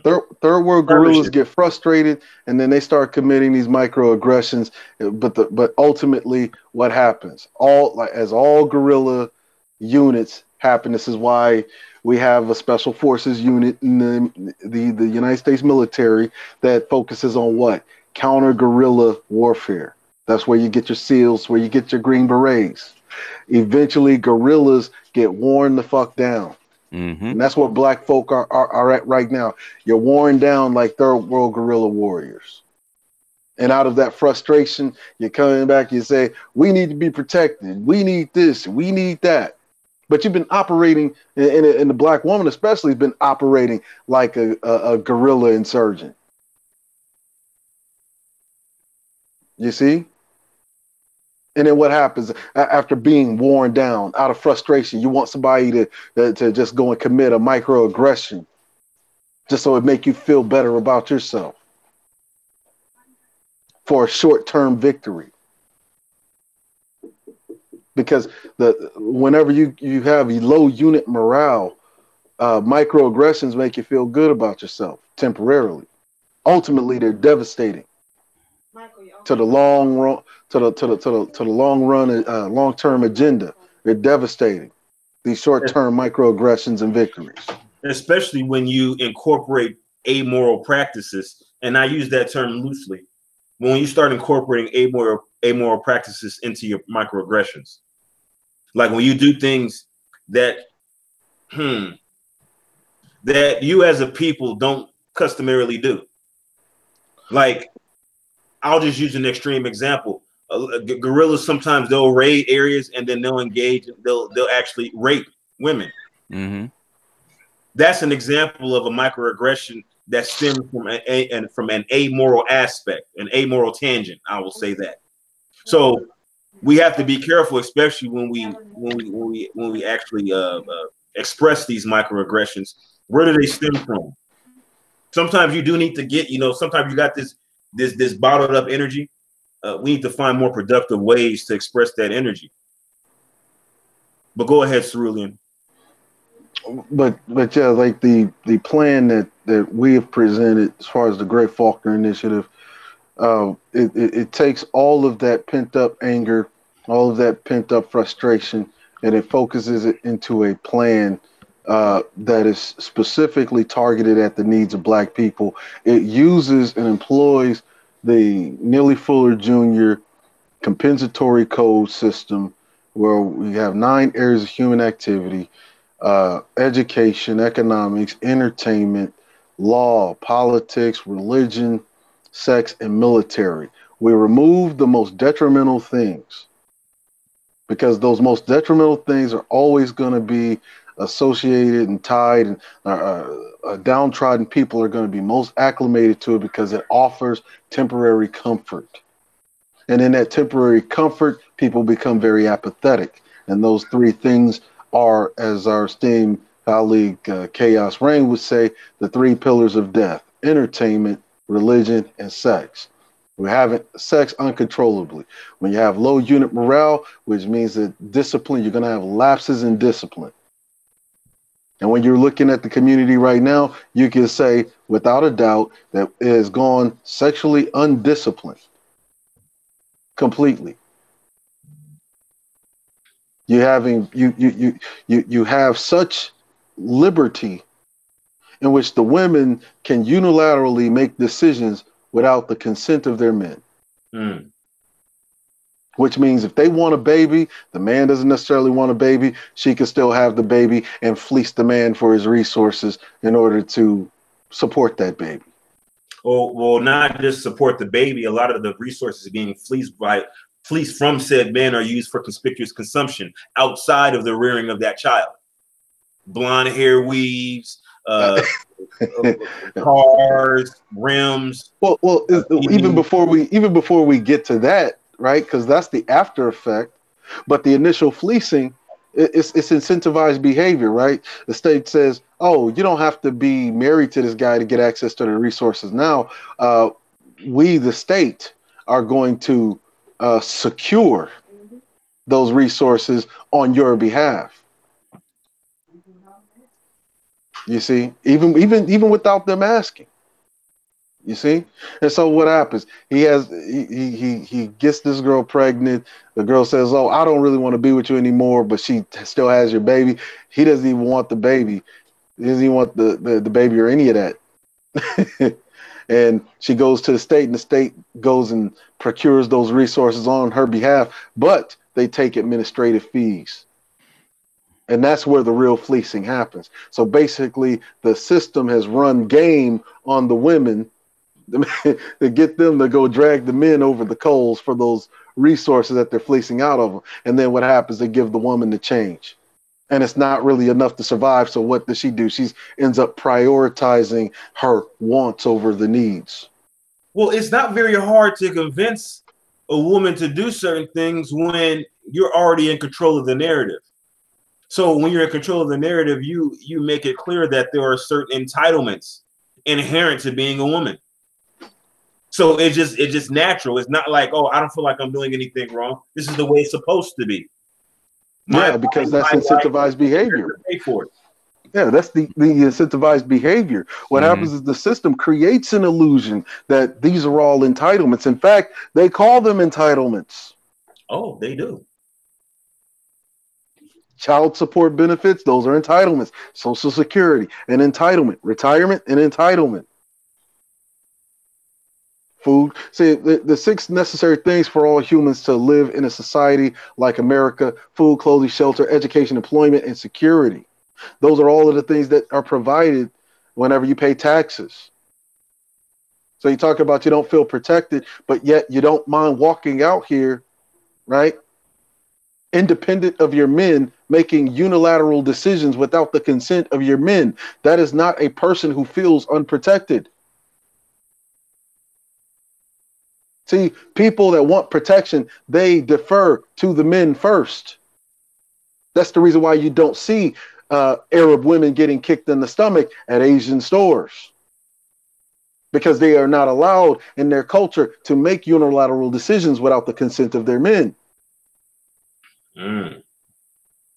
In fact, Arabs do not even allow a lot of their people to even work at non-Arab owned stores, because they're not allowed to make unilateral decisions.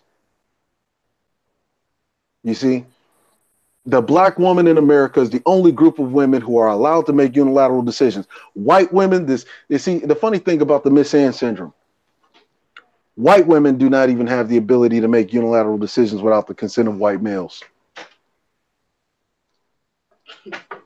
How's that for you when you're talking about having the ultimate freedom? Very, very, very interesting points. In fact, the black woman in America is the most free woman in America. Yes, she is. And I just did a video saying that she has never submitted herself to masculine authority. Expound on that, Master Teacher. I actually did a video on it coming from Franklin Frazier's book, The Negro Family in the United States. In the chat? Huh? Are you able to post that link in the chat for our viewers to reference, please? I'll see.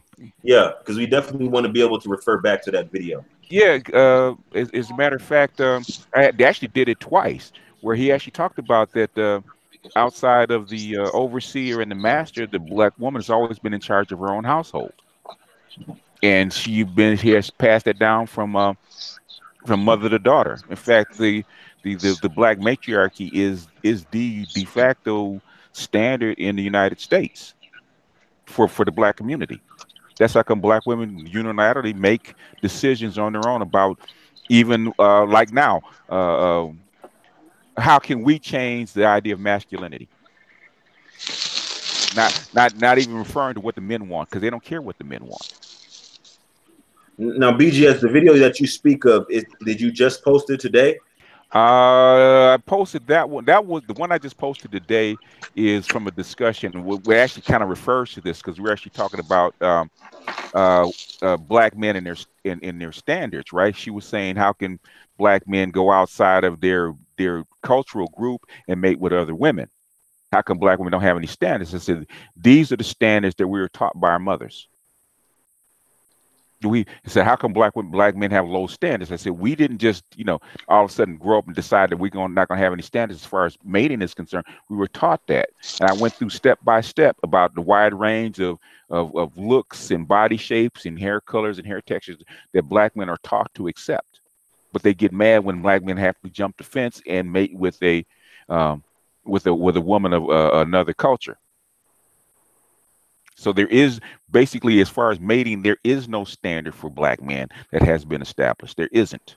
Well, I think a contributing factor is, again, we go back to the point of reference. When we speak of the point of reference for actual beauty here in the westernized civilization, and we look at some of the ways beauty is expressed through hair textures and hair colors that are not necessarily characteristic of people of African descent.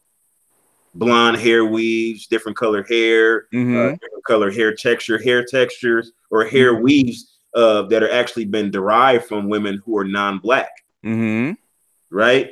And so now when we look at the colored contacts, you know, just the list goes on and on. So then when we actually utilize those things as a point of reference for beauty, how can you actually be surprised that certain demographics within the African American community, the men pursue women who are representative of those demographics where you've extrapolated exactly. So in other words, you know, if like most white men, in fact, I would say 99% of white men don't like their women to have short hair. It makes them look like a man. That doesn't exist in the black community. The woman could be bald, and black men will still accept her, and have accepted them. They could be bald, they can have short hair, they can have long hair, they have weave, blue eyes, contacts, everything in between. There is no standard for African American men. That's what I was trying to tell her. But the standard is informed by, I was actually asking her. I said, black women will protect women with weave. Black will protect other black women that are overweight. Black women will actually embrace ratchetry as we which is low class behavior. They'll embrace that. So in other words, they inform their little boys that even a ratchet is okay. Because we watched ratchetry go on TV. We like that stuff. In fact, we actually use some of that in our language. You know, so you can have a high class woman looking at the house, you know, the loving hip hop, and listen to ratchet rap songs. So basically there is no standard. What are you informing the boys? Every woman that will give you sex is okay. It doesn't matter. Now, is it for that true for every man? No. I said when you look at all the black men in total, your idea of what a woman should look like or you should mate with is informed by your women. Because if she has 10 kids, black women think that that's okay for the broad amount of black men, but they don't. But it might not be so for her son. But for everybody else, it's okay. Should embrace a baby mama. Should embrace a ratchet baby mama. Should embrace a woman that has, you know, 100 penises on her body. That's okay. There is no standard. Who teaches you that? It's not your father that teaches you. That's your mother that teaches you that. Because 70% of 80% of children are raised by their mother with a small amount of input from their father.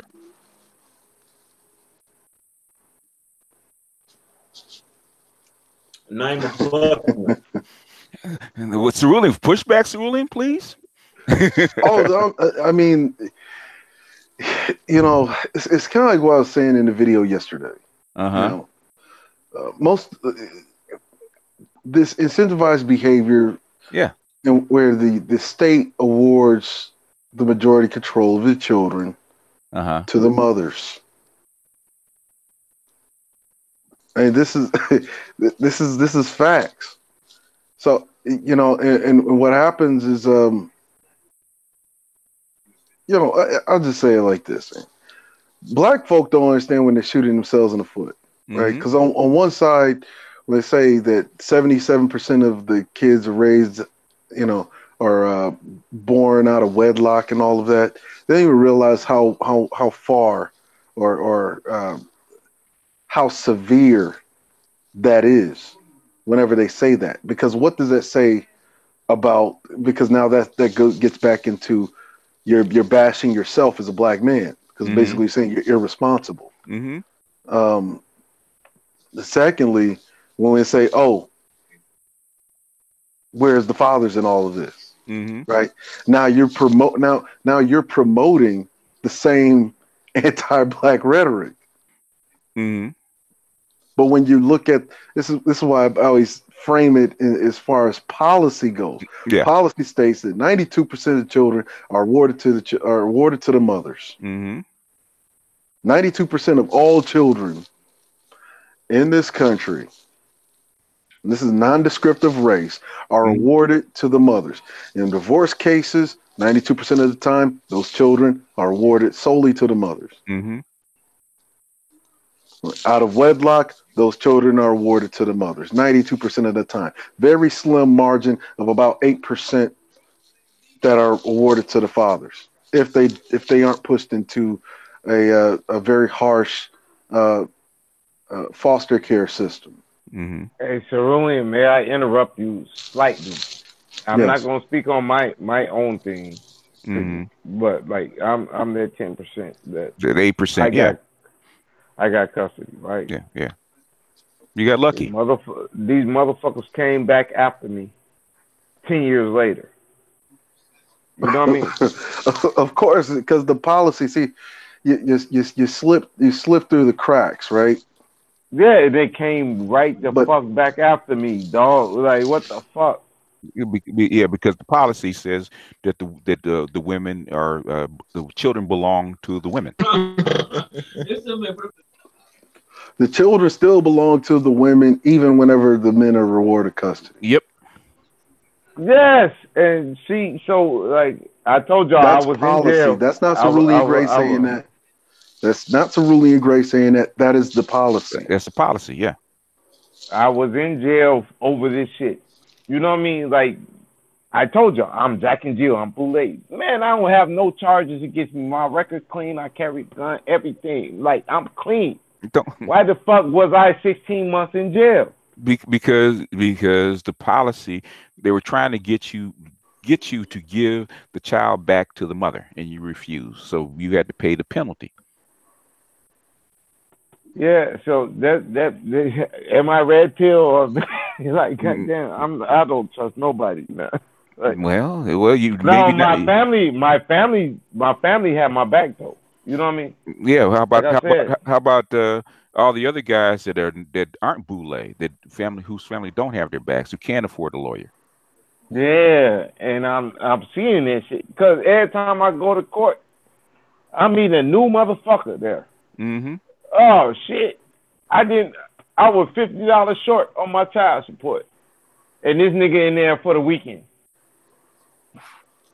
You know what I mean? Like what the fuck? Me and Cerulean have gone over this, man, for the better part of a year, and it's a complex thing, and trying to drill this stuff policy, the fact of policy through through most people's head, but especially black people's heads, because black people take it personally, and we're trying to get people to understand that it's not. You have to calling names and pointing fingers is not going to change a damn thing. You have to be willing to dig in and change the policy. That's what you're gonna have to do. And we can't get that through black folks' heads. At least one thing: all the child custody laws are the same in all 50 states. There's a reason for that. Well, that's because MGTOW got on the bench. Well, see, here's the thing. Even though they're all the same in 50 states, that's on the federal side. You still have individual states' rights to where the way child support is. No, I'm talking about custody. Hold on, Cerulean. I mean, Cerulean, but C.R.U, can you let him talk? Yeah, no, I'm just talking about custody. I'm not talking about support or nothing. No, it doesn't matter. The policy is a policy. But go ahead, Cerulean. Yeah, policy is a policy. CPS is a federal thing. Okay. So you talk about the way that it's enforced. That is left up to individual states. You know what Clinton did? It was a dirty trick that Clinton did in '96 to actually enforce this draconian child support, child custody stuff. You know what he did, right? He tied compliance to the federal highway funds. So if you didn't comply, he snatched your federal highway funds. Yeah. Oh, yeah. That's how the feds do. Because the feds don't have any authority unless you sign a contract with them. The states have the authority. But if you sign a contract with the feds, okay, this is a federal highway through my state. The feds come clean and shit, but they have authority over it and they fund it. But it does help your state. It's called the power of the purse. But go continue, Cerulean. But that's the reason why I always frame it in terms of policy, because what happens is, as we see with your material, BGS, it just continues to be this back and forth thing. Yeah, the facts are the facts. Like, this is what it is, and the only way that it's going to change, basically employing the Great Faulkner Initiative, in which you have to be in those institutions to change them, and you have to be in there in presence. Superstar, you there? What's up, fellas?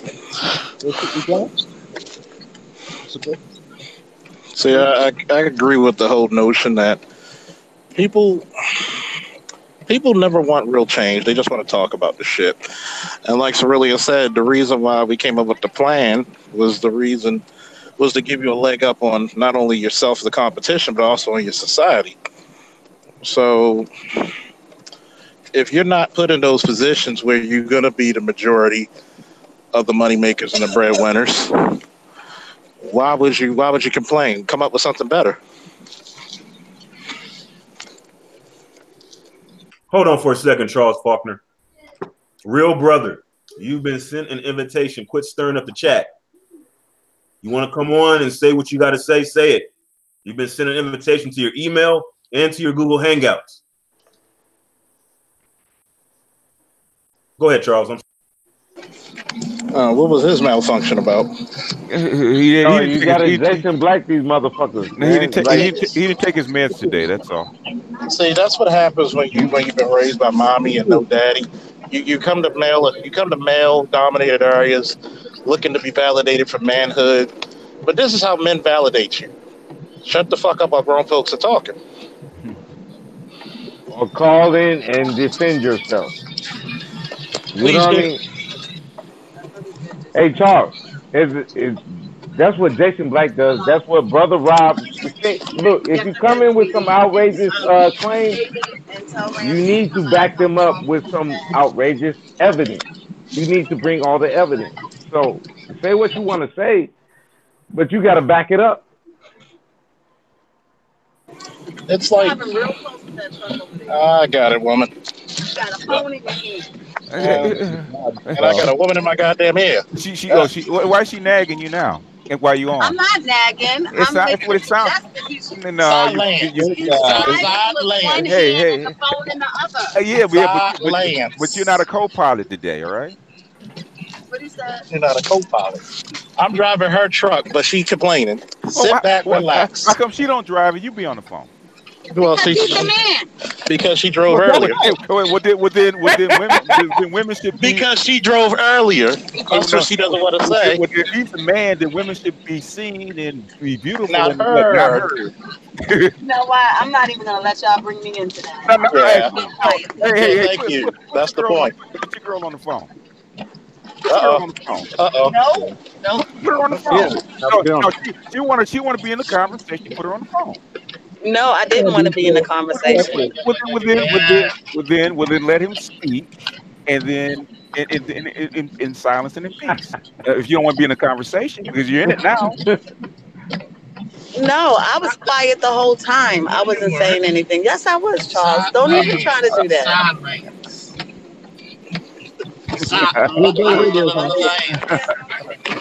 Now, either you're in or you're out. Which are you, baby? Oh, this dude is a All troll. right. She's out. She's gonna be a good from now on. All right, because if not, we're gonna she pipes up again. We're gonna get in on her. She had to get in on the conversation. She loves conversations like these. I know especially all her friends. This is the one who's the director. Oh, okay. Oh, good. Hey, Cerulean. She's an aerodynamic woman that kind of balance this out. Cerulean, does the captain drive the boat? Hey, sweetie, what's going on? Actually, the helmsman drives the boat. Let's hear it again. Right, the captain up here. We'll have her wave again. She's pretty. Show your face. Show your face. We're gonna see the top of your head. Okay, yeah, she's a keeper. All right. Wow. It's not even 10 o'clock. It's not even 11 o'clock yet. We approve. Us Aries are great. Yeah. Anyway, Okay, so Oh yes. so now we do have some additional panel members who have just joined us. I had talked to Edward Anderson a couple hours ago. He was busy at the time, but he did find some time to finally join the panel. I appreciate that. RBR Network is on the panel as well. Before we get to those two gentlemen, we're gonna go back to Chaos, and we're gonna let Chaos kind of jump in here because he has been he's missed a couple rotations. But then after that, what I want to do is I would like to kind of catch up Edward Anderson up to speed. Okay, so basically, Edward Anderson, we've covered a lot of topics, but basically, this stream is in reference to the manifestation of the concept, the conceptual abstract of white supremacy, and how it manifests itself through the utilization of whites as a reference points by Black America. We consistently utilize whites in our arguments as a reference point when we say, you know, certain things like, say, for instance, hair texture, certain aesthetic appearances, certain economic statuses. We utilize the positioning of whites within that strata, within that spectral continuum, and we utilize them as a reference point. So we, in essence, we contribute to this concept of white supremacy by consistently using them as that reference point. So, but before we go to you, Edward Anderson and RBR Network, I want to go first to Chaos and let Chaos expound on some of the perspectives that he wanted to expound on, and then we'll go to RBR Network and then to you, Edward Anderson. What's the question? Draw the question one more time. That wasn't a question. I was just catching Edward Anderson up to speed because he's missed most of the stream. All right. Well, like I said before, and I can't really go brush what was been said earlier because I be popping in and out. It's like this. In regards to protection, yeah, I probably agree with Charles Faulkner on his views on that. Other than that, in regards to really a real tangible solution, the Gray Faulkner initiative is the only solution I see right now that Cerulean brought out. And I'm gonna put myself on mute for a second. I'll be listening. Okay, thank you so much. Wait, one other thing. I do recognize that brother that BG is talking about. Yeah, he is somewhat of a troll, so be cautious. Well, I don't know if he's necessarily a troll, but I think some of his methods utilized to draw viewership to his channel, they're a little bit unorthodox. I'll put it that way. But I do think that he does have some valid points. Some of them I don't necessarily agree with. Some of them I actually do. And I'm grateful to have him here, and we'll get his perspective in just a moment. RBR Network, welcome to the panel. Oh, thank you for having me. I appreciate it. Okay. All right. Well, what as far as the troll thing, I mean, nobody has ever defined troll. So it just basically means somebody who doesn't believe that the dumbest people on earth are somehow superior. So that's crazy, and I'm not going to entertain that because that's silly. As far as I like what you said, I want to add to what you said, because what you said was we feed into the white supremacy by the way we wear our hair and taking their arguments and joining the Klan and putting the red "Make America White Again" hat on. And all these actions and behaviors speak to our belief that whites are superior, and it can create systems of white supremacy. And so I appreciate what you're saying. What I'm saying is these words are very powerful. And because we're Black, see, white people wouldn't know the difference between a system of white supremacy and a white supremacist who just thinks white people are superior. A Black person would. How come? Because they're not white. And we have 8 million years of African DNA that had nothing to do with white people. Africans created an African civilization. Nobody refutes that. Africans created an African civilization in Asia. Nobody refutes that. There weren't any white people. There weren't any Asian people. There were just African people. So when we created an African civilization in Europe, and we created an African civilization in North America, Why in the hell would we put a Martian supremacy? And we had never seen a Martian, and we don't even know what the hell Martian supremacy is. So we didn't put white supremacy on the end of the African civilization to benefit white people so they could kill us and make Europe and North America white again. That's just a lie that white people are happy that you guys came up with that lie because it serves them and not us. And what I'm saying is, please stop helping them destroy us. Stop electing them. Stop marrying them. Stop taking their arguments. There's only one reason why nobody wanted me to be on the panel, because I was going to tell the truth that white people aren't superior. It's a myth of white supremacy. White supremacists carry the white supremacy. White racists carry the racist gene, and they're racist. But they can't wield it. They can't put it into the breakfast cereal. They can only keep the racism within themselves. Well, let me slow you down right there real quick, because you mentioned, and you know, I don't want to misquote you, but you mentioned taking their talking points. I believe that's what you said. Yes. Can you give me a couple examples? Because I've heard you say this frequently, not only over the air, but I've heard you speak it in your actual live chat on multiple occasions. Yes. Can you please give us an example of what it means to take their talking points? This notion that black people are uneducated, this notion that black people are lazy, that black people don't want to work, that black people shun education and intellectual endeavors, this notion that white people own everything, this notion that my money is white people, Trump's money. You know, this is that my taxes are Trump's taxes. He's paying for me, and that the money in my pocket is George Zimmerman's money. This is ridiculous and absurd, but this is a white argument. This argument that black men are degenerate and inferior, that's not a black argument. That's not an African argument. That's a white person's argument. So when a black person says it, that doesn't make it a black argument. It's still a white argument. Okay. Let me. We're going to come back to you, RBR. Thank you so much for your input and for the clarification. Edward Anderson, thank you for joining the panel. Yeah, what's up?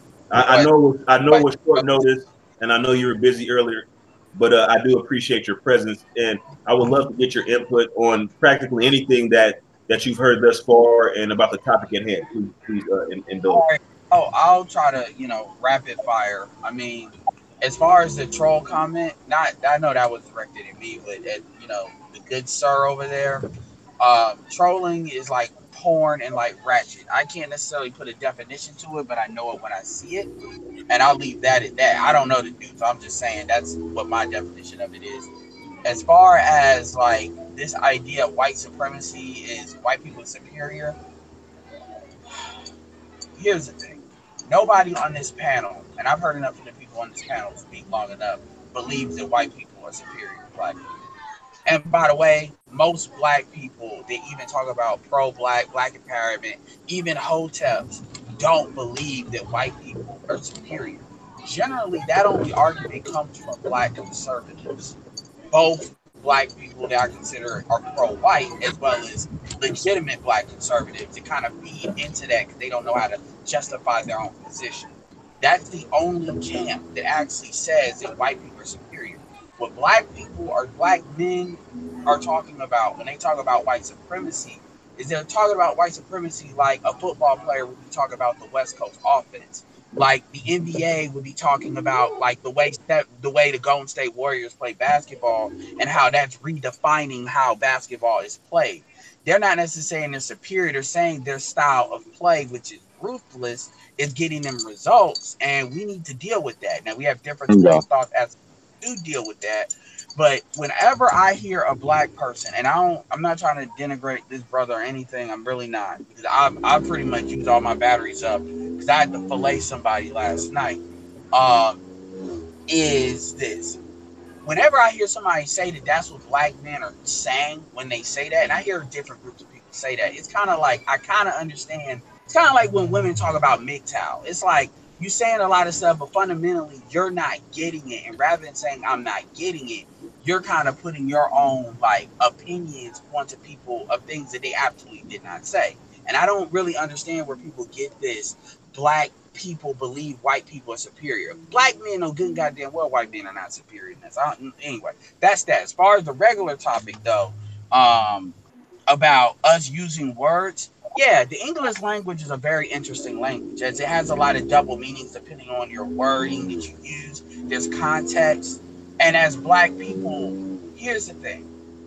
We have to work within the construct that we're given because we're only given so much time on this earth. And this is why we have to pass things to other generations and to build up what we need to build to get to where ultimately we want to go. But we have to work within a certain parameter of construct that we already have. You know, when people say, well, you're using word reference points that white people use, I mean, facts are facts. I mean, you know, if you look at, okay, the wealth that white people have in comparison to black people, there's a real number you can put to that. When you look at the impact of gentrification and stuff, there's a real number you can put to that. And when we live in this thing where we say, well, white people don't have a lot of points when they do, in my opinion, that's just falling into delusion. With that being said, of course, we're allowing the ball to be in their court, and we're allowing them to dictate the conversation on their terms. First, like for instance, white people have basically allowed it, so now white women, LGBTs, they can all try to use what they thought black people were using as their playbook and use this to get undeserved resources. To say, I'm not white, I'm gay. I'm not white, I'm a woman. You know, and so that feeds into what the brother was saying on a positive end as well. So, you know, at the end of the day, and I'll wrap it up with this. At the end of the day, black people have to think, and we have to stop being magical. We have to think about what I see. Does it make factual sense? Does it not? Not fall into this fucking delusional magical bullshit. Anyway, I'm done. Well, thank you so much, Edward Anderson. That was really, really insightful argument. Hold on, RBR, because we got a lot of people on the panel right now. We're going to get back to you, obviously. But I want to go first to AM1 because he's been waiting for a very long time. And then we're going to go to Sir Cerulean Gray. But AM1, do you have any input on what has been said thus far by RBR Network as well as Edward Anderson? No, it's interesting. A lot of the points that actually RBR even is making, I agree with, believe it or not. The delivery and tactics used to force his way into certain situations, I can agree with. But I would say ultimately, it's not really a matter of coming at other people per se. It's more about what they're saying and if there's any actual impact, truth, or efficacy to it. When people start running different ideas of truth through their own personal emotional filters, then obviously that gets more in the realms of subjective reality. I think we need to be focusing on clearly there's something like a white supremacy system. Now, are these people inherently superior? I don't agree with that. But as the master teacher illustrated so masterfully, clearly they got points on the board. I think that's an objective reality thing, consensus reality that we can't really argue with. I say we need to swap that pill and get strategic on what are we going to do to overcome or circumvent that. I'll leave it at that. Thank you so much, AM1, Sir Cerulean. Great. What do you think so far?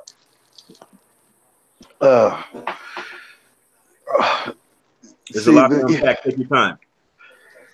Yeah, the thing is, white supremacy is a thing, okay? Because whiteness exists, okay? Once upon a time, and this is objective reality here, once upon a time, before this thing called race was invented, people identified by landmass. It's a fact. Then what happened was somebody said, look, I'm going to invent this thing called race. It's an hierarchical thing. And really what it was people with a bunch of money who were already fleecing the old robber barons of the world in order to retain their position in that structure, that pre-existing structure, where you had aristocrats and financial elites. So we're going to invent this thing called race. See, because if I can keep all of these people running around like chickens with their heads cut off, I can exploit them by using this thing called race to, one, erect a security force. They would operate as a security force. They would do my bidding just by allowing them to be in this honorary club called whiteness. And as a result, it allowed these people, who are now considered the Plutarchs of society, to not only retain their power, but to increase and expand it, spread it so far to where this fragile thing is starting to crumble. Now, you're talking about inherent superiority. That is not inherent superiority.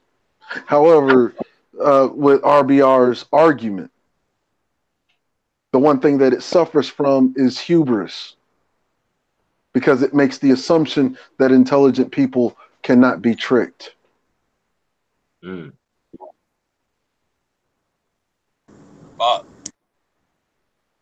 Okay, thank you so much for that clarification, Sir Cerulean. Great. Chaos. What do you have to say about that? Chaos isn't there. We're going to go ahead and go over to Sir Charles Faulkner. Charles Faulkner, are you there?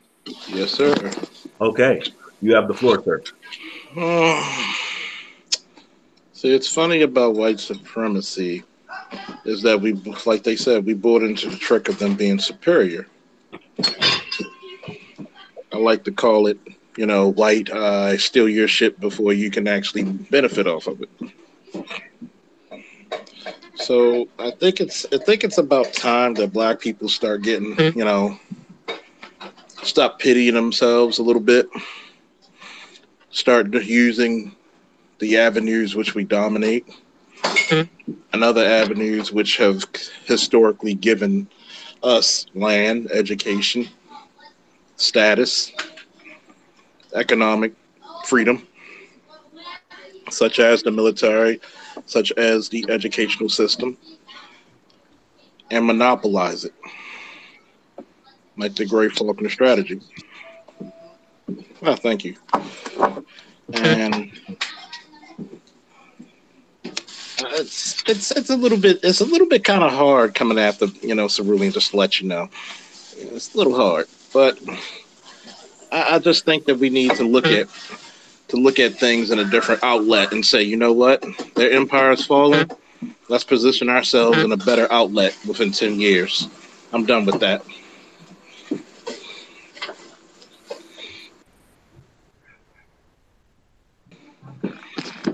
Hello?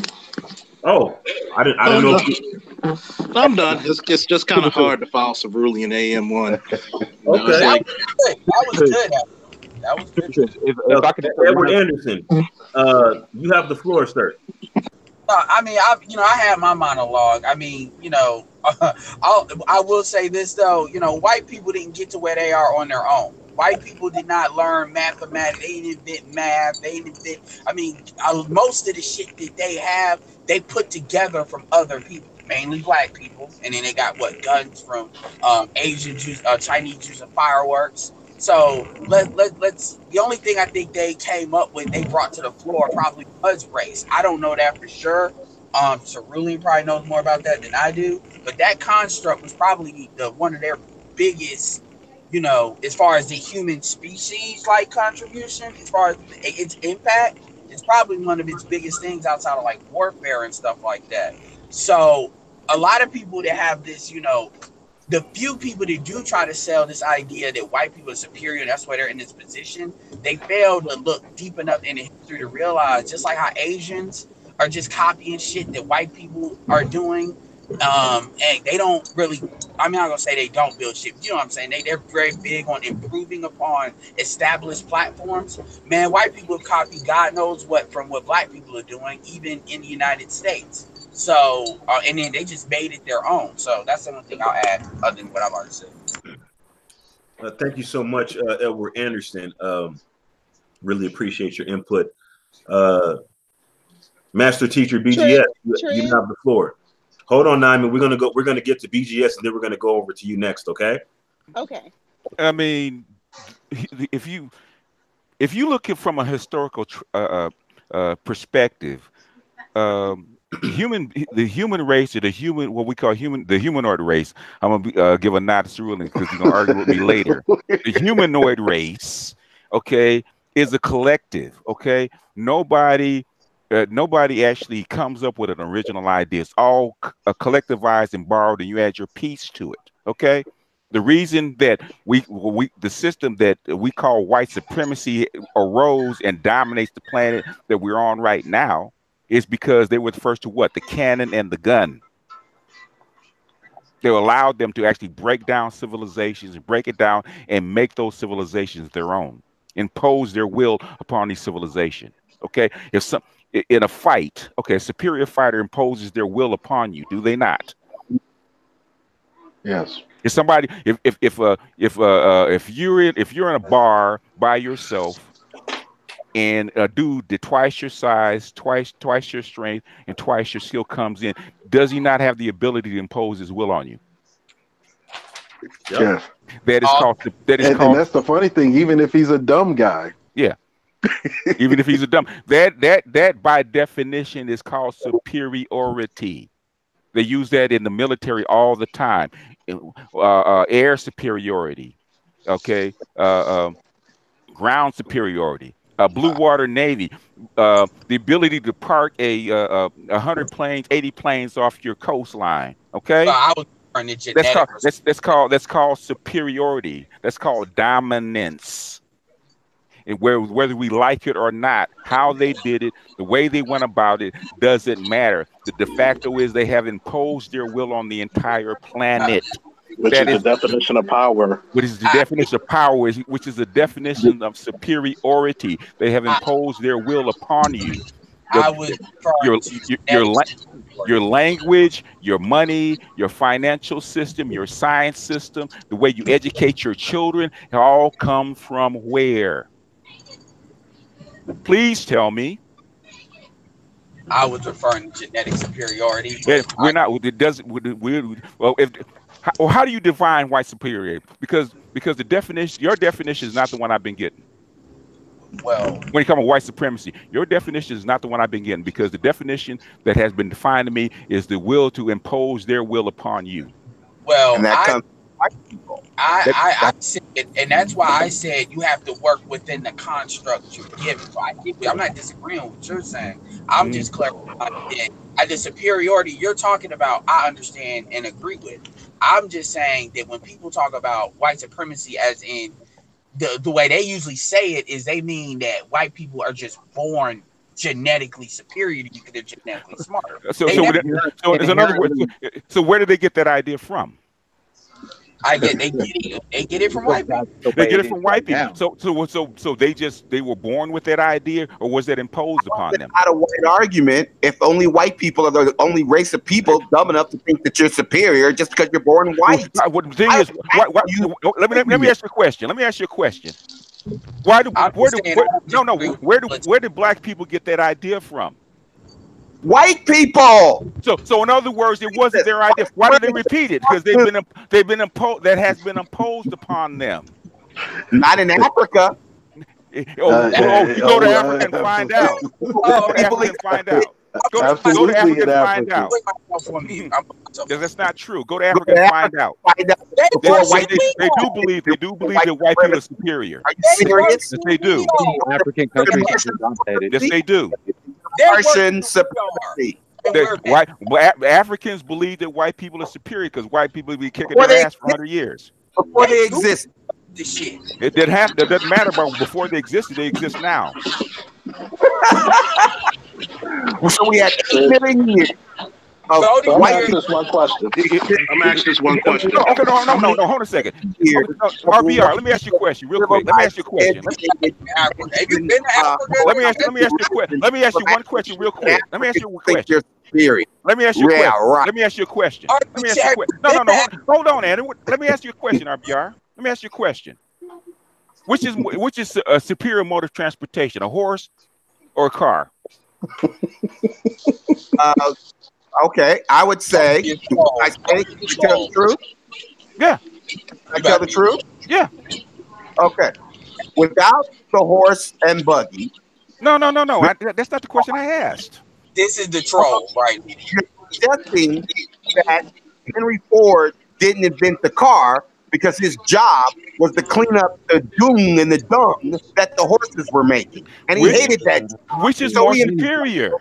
So without the horses, actually, the black man developed the car. It doesn't matter. That's not the question I asked. Can someone tell Wonder Woman stop deflecting? What was Henry Ford happened to pick up the doo-doo from the horses or the Ferrari? And I would suggest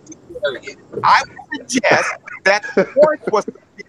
Because if the horse didn't leave a lot of dung for Henry Ford to pick up, he would have never invented the car. He would have invented the slinky. Okay, hold on.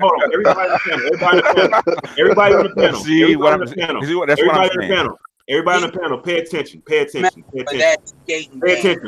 attention. What model horse do you drive, RBR? They're superior. I drive a car. I drive a Ford Taurus. Okay. Hey, next topic now. That's it. Okay. Like Wonder Woman, man. Okay, so now. A white person would say that. A white person would say the Ferrari is superior car to the Model T. What they wouldn't realize, if there wasn't a Model T, there wouldn't have been a Ferrari. If the Ferrari was the car, if Henry Ford made the Ferrari, then we'd be in spaceships. Why? Because it's called evolution. So you can't start evolution with the baby. No, the baby. So what's the superior product? God damn. Baby. Actually, I'd like to correct you because first of all, Model Ts are mass produced and Ferraris are handmade. But so you probably still have actually it is true. I'm saying that is true. That is true. It's true. Listen to me. I'm saying. Can I get to my point? Can I get to my point? Yes, BGS. Thank you. No, you. I asked you. No, you didn't. You already made your point. The thing is, you just skipped my point. Let me give me a follow-up question. No, from white.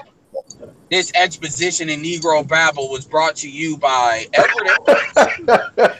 So now my next point is, which came later, the horse or the car?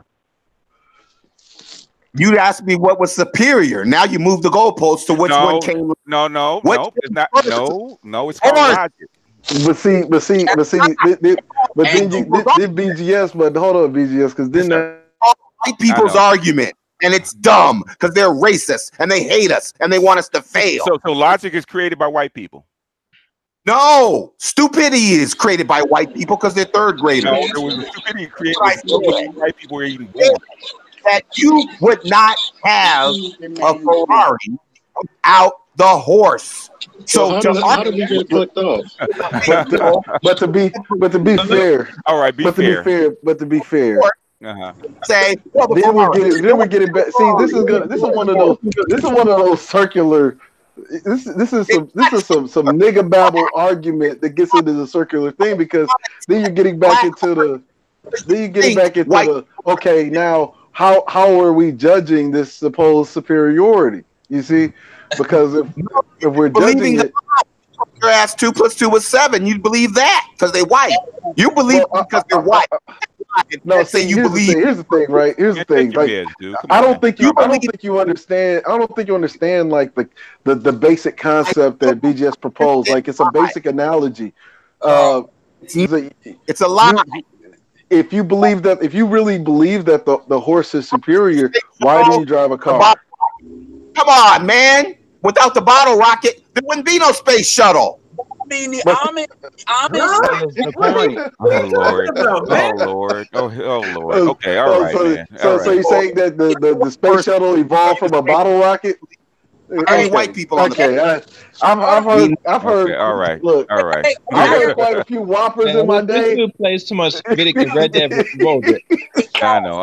Okay. I'm gonna fall This back. nigga I'm gonna said fall that back. the space I'm gonna fall shuttle back. I'm gonna fall BJ, back. you know that plays I'm Red gonna Dead fall back. from the Redemption. bottle rocket. I'm gonna fall back. I'll fall back. Hold on, panel. He's not gonna stop talking. Heard He's not gonna nothing. stop We've talking. been derailed. We've been derailed once again. Hey, We've been It's derailed once the again. the tooth. I want to say a quick thing to Charles real quick. Mm-hmm. Hey, Charles, you were wrong. He wasn't deflecting like Wonder Woman. He was deflecting like Deadpool. Oh Wonder my. Woman, No. Oh my He God. was.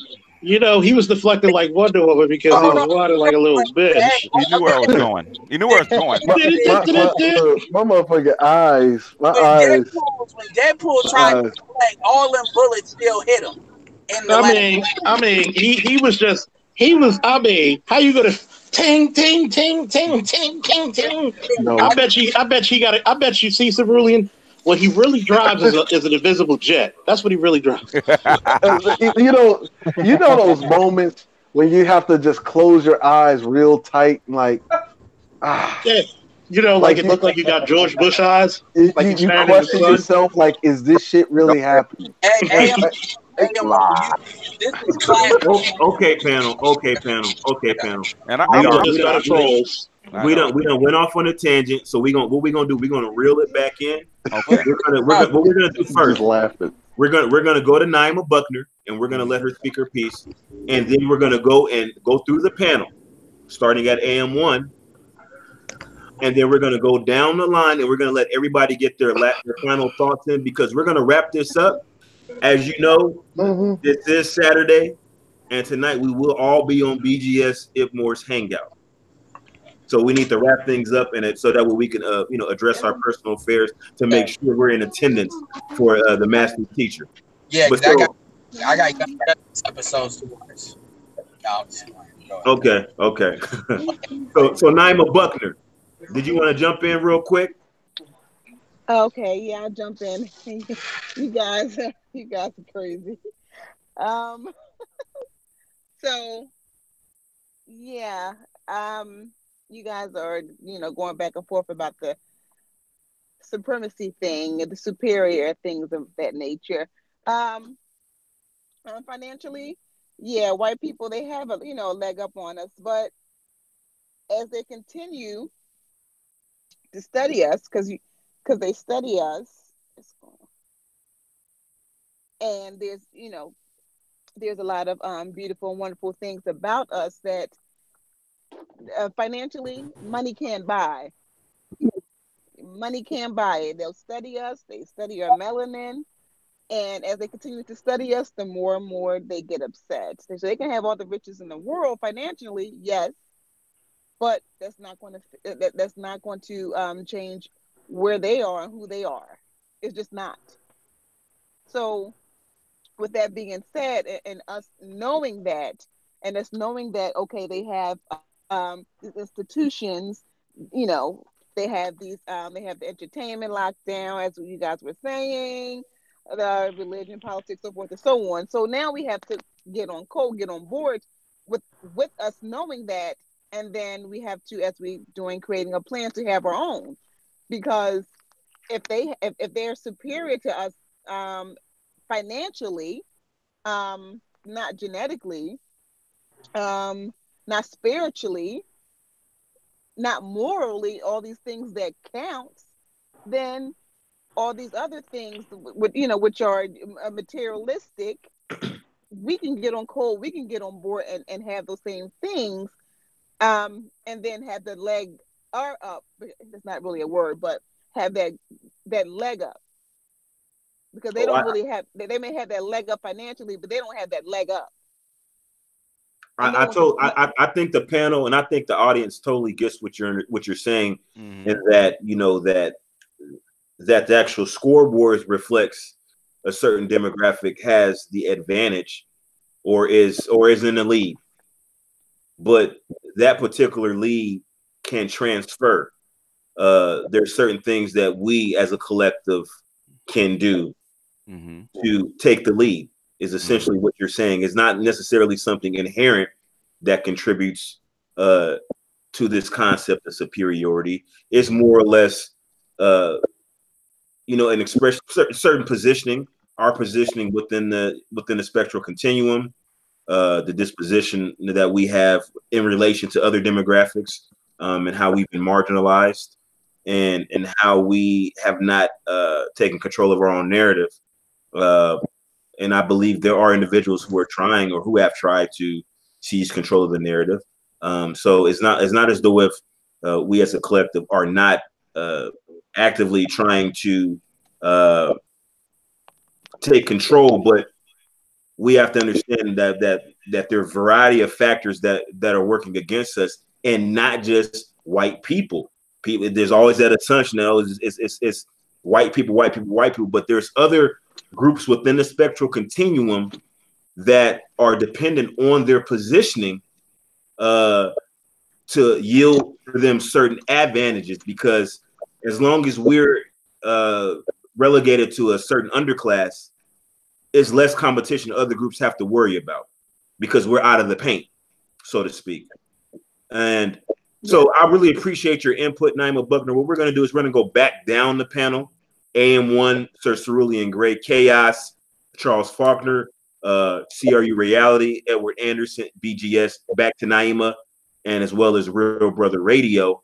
We're going to go back down the line, and we're going to get our final thoughts, and we're going to wrap this very, very enlightening and refreshing stream, because I think we did make some progress. We're able to build during the stream. So AM1, going to you, good brother. You now have the floor.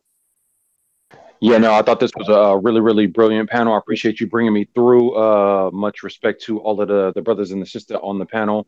I think we do need to get on an objective reality type level, and really, if we're going to talk about the WS type system, understanding the definition of, are we talking about inherently, are they superior, or are they in a superior position now, which obviously they are. I don't think they are inherently superior. If anything, maybe inferior, or maybe superior willingness to be militaristic and barbaristic, if that's a word we can try to use. That appears to be the case. I do believe, as Naimah pointed out, they are studying and researching them and finding out more and more that they're not superior. And if we were to undo our position and potentially level the playing field or overtake them, that's their biggest fear. And I want to see their biggest fear come true. I'll leave it at that. Thank you, AM1. Sir Cerulean Gray, you now have the floor.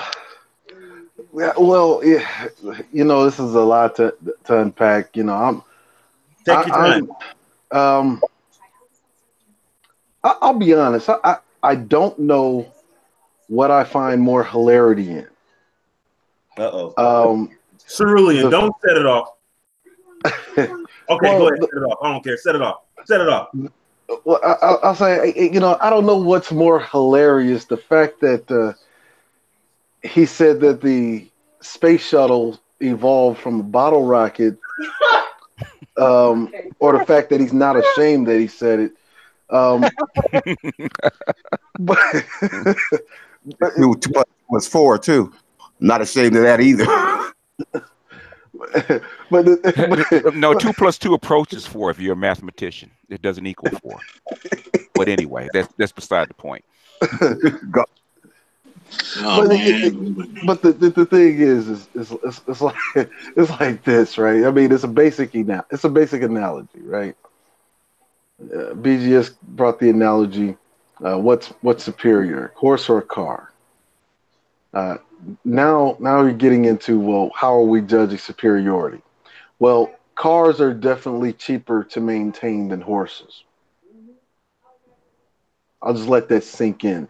That's one metric. Cars definitely get more quote unquote gas mileage. You have to feed a horse quite a bit if you're taking it cross country. How fast does a horse run? I think it's 25 miles, 30 miles, 40 miles an hour. So it doesn't matter. And then the fact that And you got to get to know a horse like a, you know. Anyway, continue, Cerulean. and then the fact that well, you're only on one horse versus your average car has more than 50 horsepower. So, and don't forget, it carries more passengers too. Well, yeah. Well, anyway, continue, Cerulean. And if you're white, or unless you're RBR, you know, I guess a horse would be superior considering, you know, the old trope of a man and his horse and whatnot. All right, let's not get petty. Okay, all right, in the grass. Okay. Okay. So here's the thing. Okay, it exists, and because we are here in a failing and crumbling empire that's been held up by this illusion of this thing called white supremacy. This does position us fairly well. It requires some discipline to execute plans. Me personally, it upsets me when I see people that abuse this this fourth estate, this alternative fourth estate that we've been granted access to, and instead of being the solutions-based producers, we have a contingent that just wants to go back and forth for no other reason than wanting to be right. And it's right. Black arguments are better. Our society is better than these. That's called hit dogs holler right there. Well, let's slow it down. Let's make sure Cerulean Gray has. Let him finish his points. We're gonna go down the line. Everybody's gonna get a chance to speak. Yeah, I mean, Edward hit it on the head. I think I'll cede the floor on that point because I can get petty, you know. we can do that later. Okay. In fact, RBR, I'm gonna unblock you. You can come on for the first couple hours later on at 7:30 p.m. Pacific time. That's a trap. That's a trap. No, that's a no. It's not. It's not a trap. As Admiral Akbar said, but no. Hold up, this is the tooth. Yeah, it's him. This is the tooth. Real BGS, brother radio. For the BGS, you just made his day. I don't know if you understand. No. We're gonna bring him on. We're gonna put him in the chair, and we're gonna put him in the chair for the first 2 hours. He's gonna get in. He wants to be in the Coliseum. Now I understand. Now I BGS, I have one question. Yes, sir. Shall I bring the trident and net, or shall I bring the sword and shield? Now I'm beginning to understand. Hey, bring the lions and tigers too, because we have a feast. Oh yeah, now I also got the cougars here too. But here's the thing. Now I'm beginning to understand why his worldview is so idiocentric. I mean, you call yourself real brother radio, like I mean, you do have a real pack of hot dogs in the back of your neck. All right. We can save that for later. We can save that for later. Make your last point, Cerulean. We can save that for later. We got plenty of time for that. We'll save it for the Coliseum. No. Save it for the Coliseum. But the thing is, like, people who are real do not need to label themselves a real. Keep repeating it over and over again because it sounds like the only person you're trying to convince is yourself. Save this for later. I don't like this going back and forth. Hey, save it for later. Well, let's finish respect the street. I'll see the floor. I'm going to save the rest for the Coliseum. We'll save it for the Coliseum. Everybody in the chat. Hold on for a second, Edward. Everybody in the chat. BGS IBMOR tonight. Make sure you're there to catch the actual dialogue. It's going to be RBR and BGS 101 initially, and we're going to hash this out.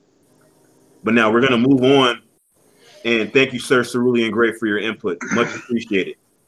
Chaos. We're going to go to you, then Charles Faulkner, then C.R.U. Rayality, then to Edward Anderson, and then to BGS and Naimah, and then finally to RBR. Chaos, you have the floor, sir. SuperTriz think he know how to run a panel. Hey, that's military precision. Go ahead. Chaos, you have the floor, sir. Hey, you gotta know is this that at the end of the day, while things are crumbling and falling, either we gonna be back in power or remain in the subjugation manner we've been comfortable with for the last century or two, or how long this been going on. It's either or. Pick your poison. Thank you so much, Chaos. Very short and to the point, and I don't think we can argue with that.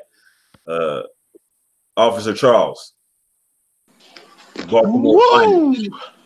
Woo! Baltimore's finest. Oh yes. That's what the lady. That's what the ladies say too.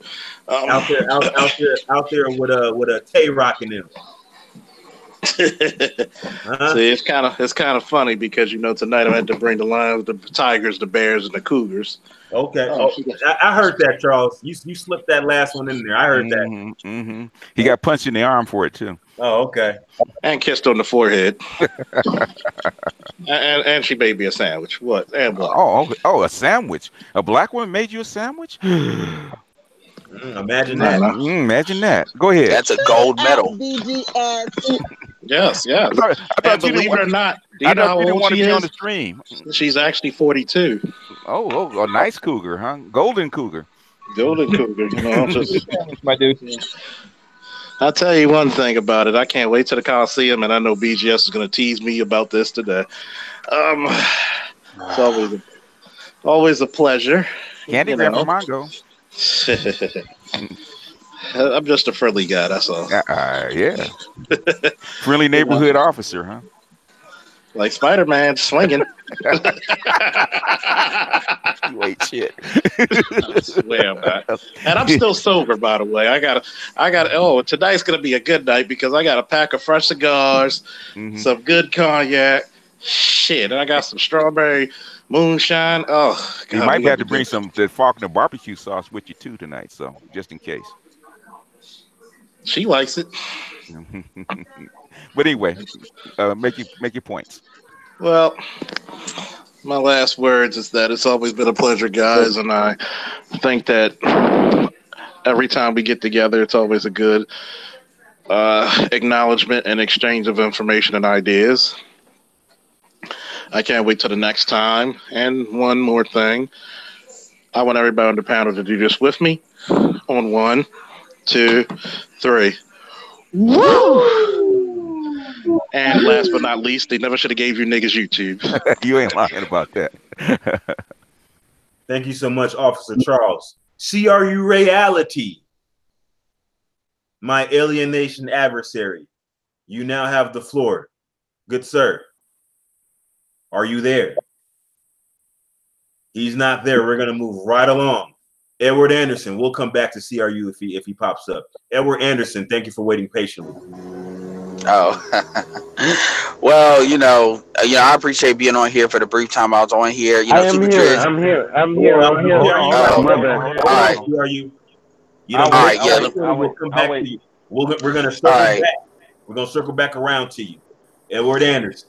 Please continue. Yeah, so I appreciate being here. I still can't get over that chair, SuperTriz. Like that chair, you need to make some kind of cartoon brand with that chair because I'm dead serious, man. Like other than Corey Holcomb, man, I think you rock that chair more than Corey Holcomb does. So from a branding perspective, kudos to you for real, man. Because that on top of the military precision. Yeah, man, that fits you very well. But as far as it kind of reminds me of that Luke Cage with Biggie with the crown, man. He was sitting in that chair. I'm serious, man. Like that's a good brand. But I'm glad to see you doing more videos. I've been saying you should do more hangouts and panels. And obviously, I'm throwing people subs at you. So yeah, you're gonna do very well on this. One of the things I'll say as far as regarding the panel, I'll just give kind of like a quick little action plan. At the end of the day, as brothers, we got to get better at networking. And, sometimes when you network, it's just like picking fruit. You pick fruit rotten fruit, you know, whatever. But at the end of the day, we still need to pick that fruit. You know, yesterday I had the opportunity of being called a gay expletive by another black man, which I found very funny. I found extra funny when once that brother understood who I was talking about, once that person came to the panel, we instantly became friends because that wasn't shit. And the reason why that's relevant to this conversation is because that was, let's just say, a woman that plays like biracial games where it's like, I'm this 1 second, I'm this another second. And it was one of those situations where she was, you know, talking about black women, and it was very good, you know, with the sister on board, and all the black men pretty much roasted this chick in defense of this black woman. So I always said, never let it be said that I won't take a light-skinned chick to task when they say some dumb stuff about a sister. So that was a good thing. But as far as, like I said, this networking thing, that's very important. So even with like, I think it's what Real Brother Reports. I mean, I'm kind of getting into the mode now where sometimes politically people are not going to agree, but there's other things that you can work with people on. If people want to talk about other things that can generate money, as far as like maybe entertainment, as well as like nerd stuff, whatever, we got to start finding people where their lanes are. And necessarily, if people want to be dumb on some stuff, let them be dumb on that end and just talk to them on the other end. I'm not talking about you. I'm just talking about in general.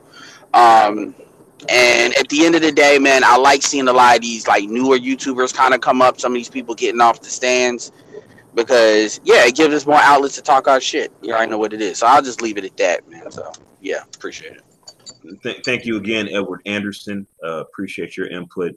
Master Teacher BGS IBMOR, you now have the floor, sir. Okay. A lot of people don't, Cerulean probably knows, I am a stomp down, 10 toes down, diehard Pan-Africanist, okay? Have been for 30 years.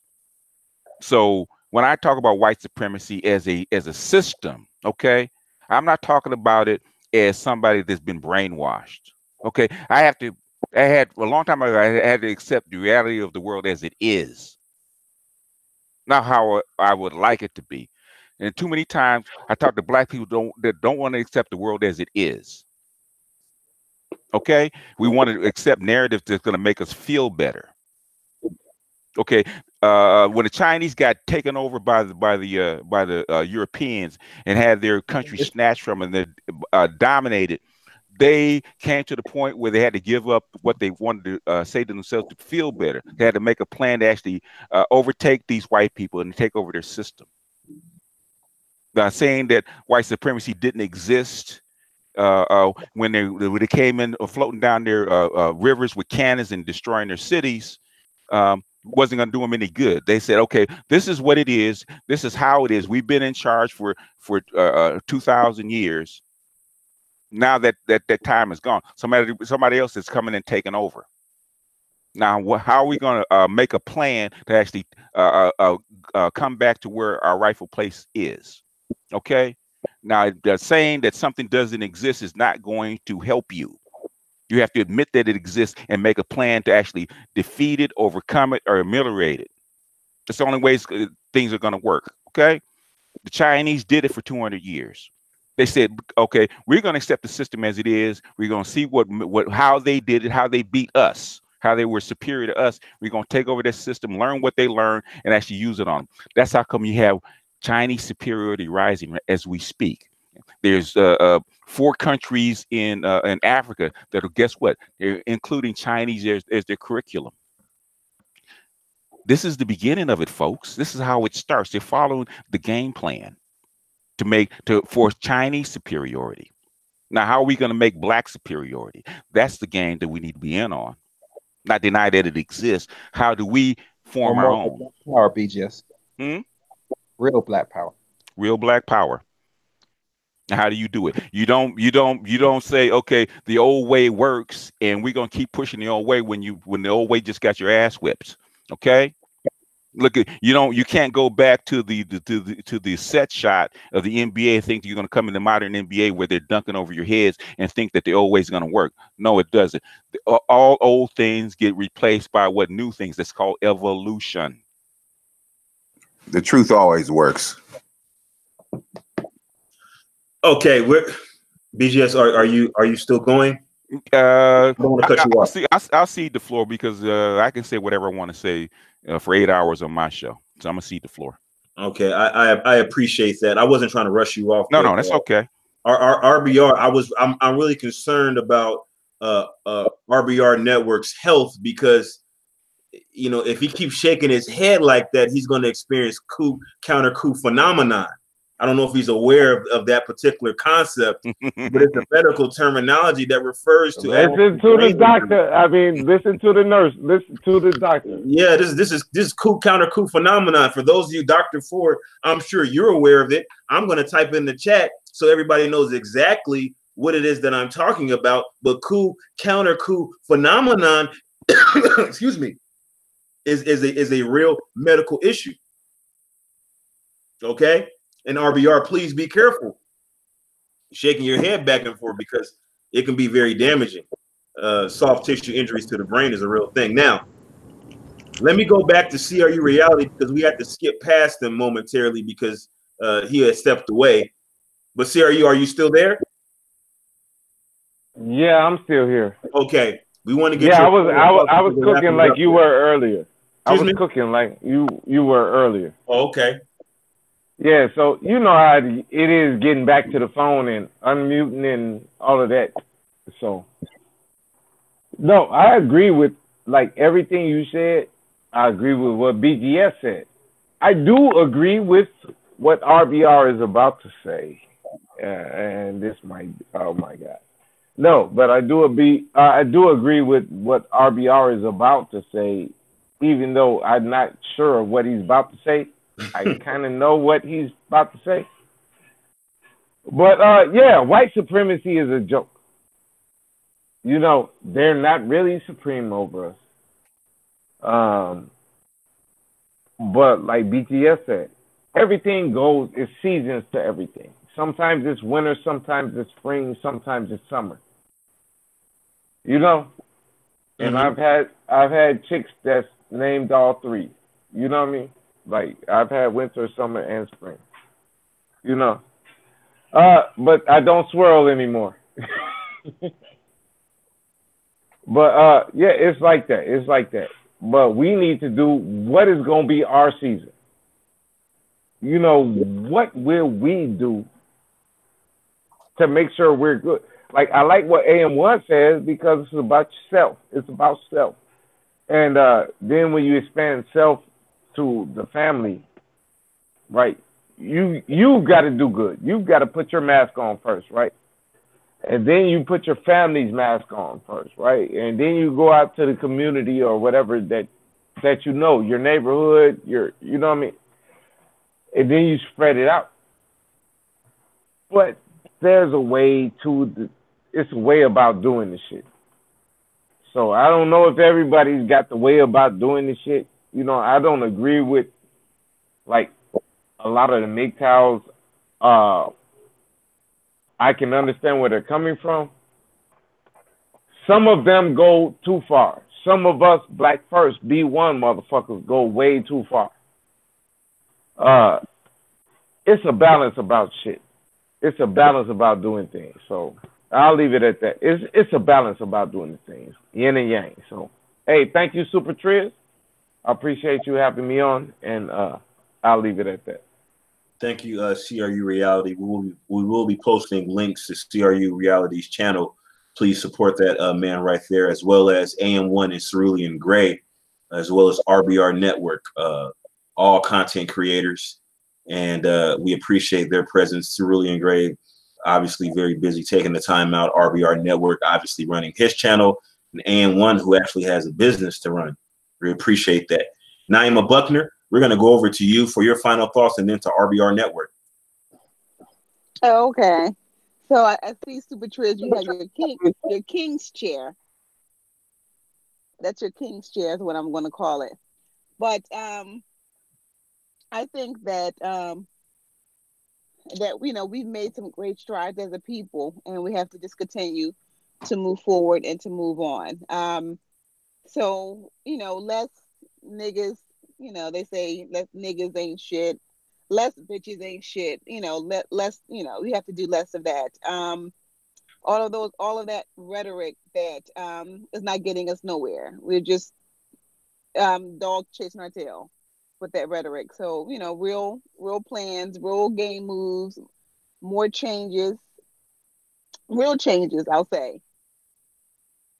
Because we're an unstoppable people. So just, like I said, just moving on, forging on, and taking what we're actually talking about and actually applying it so we can see some real progress for our race. Thank you so much, Naimah Buckner. Really appreciate your presence. You were the lone woman on this channel, not that it should matter, but you definitely held your own, and we really appreciate your candor. Now we're going to go over to RBR Network. If you haven't checked out his channel, RBR Network is the name. You can click on his avatar, and that will, of course, take you over to his channel. I will be posting his channel information in the description box once the stream has concluded. RBR Network, you now have the final word on this particular topic. What say you? Thank you again for having me on the panel. I appreciate it. What I came away with was two areas, right? 2 points that make white people superior. One, that they have more wealth. All right. Well, let's look at the facts. 10% of whites control 60% of all wealth in the white community in this country. 87% of the people on welfare and food stamps are white. That's crazy. In the black community, 93.4%, according to the 2010 U.S. Census, Obama was president, you might have heard of him, 94.3% of black families were in the middle class. Now, what society do we really is superior? The society where the top 1% have all the goddamn money and everybody else is broke and starving, or a society where everybody is middle class? That doesn't mean Oprah and LeBron can't break out of the middle class and become billionaires, but it doesn't mean that 87% of the people are poor. So hold on, Chaos. Superior, that can't be it, because that's not a good man. With Trump having all the damn money, him and Putin, that's not a society that Africans would want. The second measure was white people have invented nuclear weapons and they can kill everybody. That's another area that doesn't make somebody superior because you can kill everybody. No, we have laws. We have a constitution. You can't just blow everybody up because you can't compete because you're not superior. So that's my argument about this nonsense. Hold on, Chaos. I'm sorry, RBR, can you repeat that very last sentence real quick? Yes, I was saying that we can't suggest that whites are superior because they just created mechanisms to blow up the world because they can't compete with us because they're not superior. Thank you so much for your input, RBR Network. I think that all of the views and opinions expressed on this panel were valid. We appreciate everybody's input, and I definitely appreciate everyone in the chat. I do want to say that, again, RBR Network, as well as Sir Cerulean Gray, as well as AM1, Edward Anderson, BGS IBMOR, they all have channels. So if you guys haven't subscribed to their channel, please do so. Make sure you support them on their endeavors. I just want to wrap things up by saying, from my perspective, I do believe that there are certain, I guess, metrics that we can agree that we do not have the lead in. There's definitely room for improvement within the Black community. There's no denying that. Does that mean that we're incapable? Absolutely not. But there is work to be done. And I think that we all have to look at our role in this society and what we can do to contribute to our own Black excellence, because I know that we're very capable of that. Again, thank you everyone for joining. Chaos and Naimah Buckner and Charles Faulkner. If you guys would hang tight, I do need some information from you if there's anything that you wanted to promote within the description box at the conclusion of this stream. Hang tight and I'll get that information from you. Everyone else, thank you so much. I'm going to conclude this stream at this time. You guys are, I don't know, I don't want to say free to go, but I'm just going to take some time and just go through the actual chat. And I want to acknowledge the people in the chat. You guys don't have to hang around for that. If you want to, that's perfectly fine. But I think it's important to at least acknowledge the people that are in the chat who have contributed not only to this conversation, but who've contributed to this channel and the growth. I do want to personally thank BGS IBMOR as well as Edward Anderson, because they did host me when my channel was in its infancy. And as you see, it's contributed greatly to the growth of my channel. I'm now finally over the cusp of 1,000 subscribers, and I really appreciate their assistance on that end. But again, let me go through the chat. And Before again, can I say one thing before you go to the chat? I'm not sure if you followed the Angerman channel, but he said this: it's not always the subscribers you focus on, it's always relevance when you're doing these YouTube channels. The more relevant you are, it's going to show up more than just who's subscribing. Just let you know, brother. Oh, yeah. And SuperTriz, you're not cutting off now because Gab just joined, so let Gab speak. Oh, Gab. Hey, bro, what y'all on here grilling real brother, man?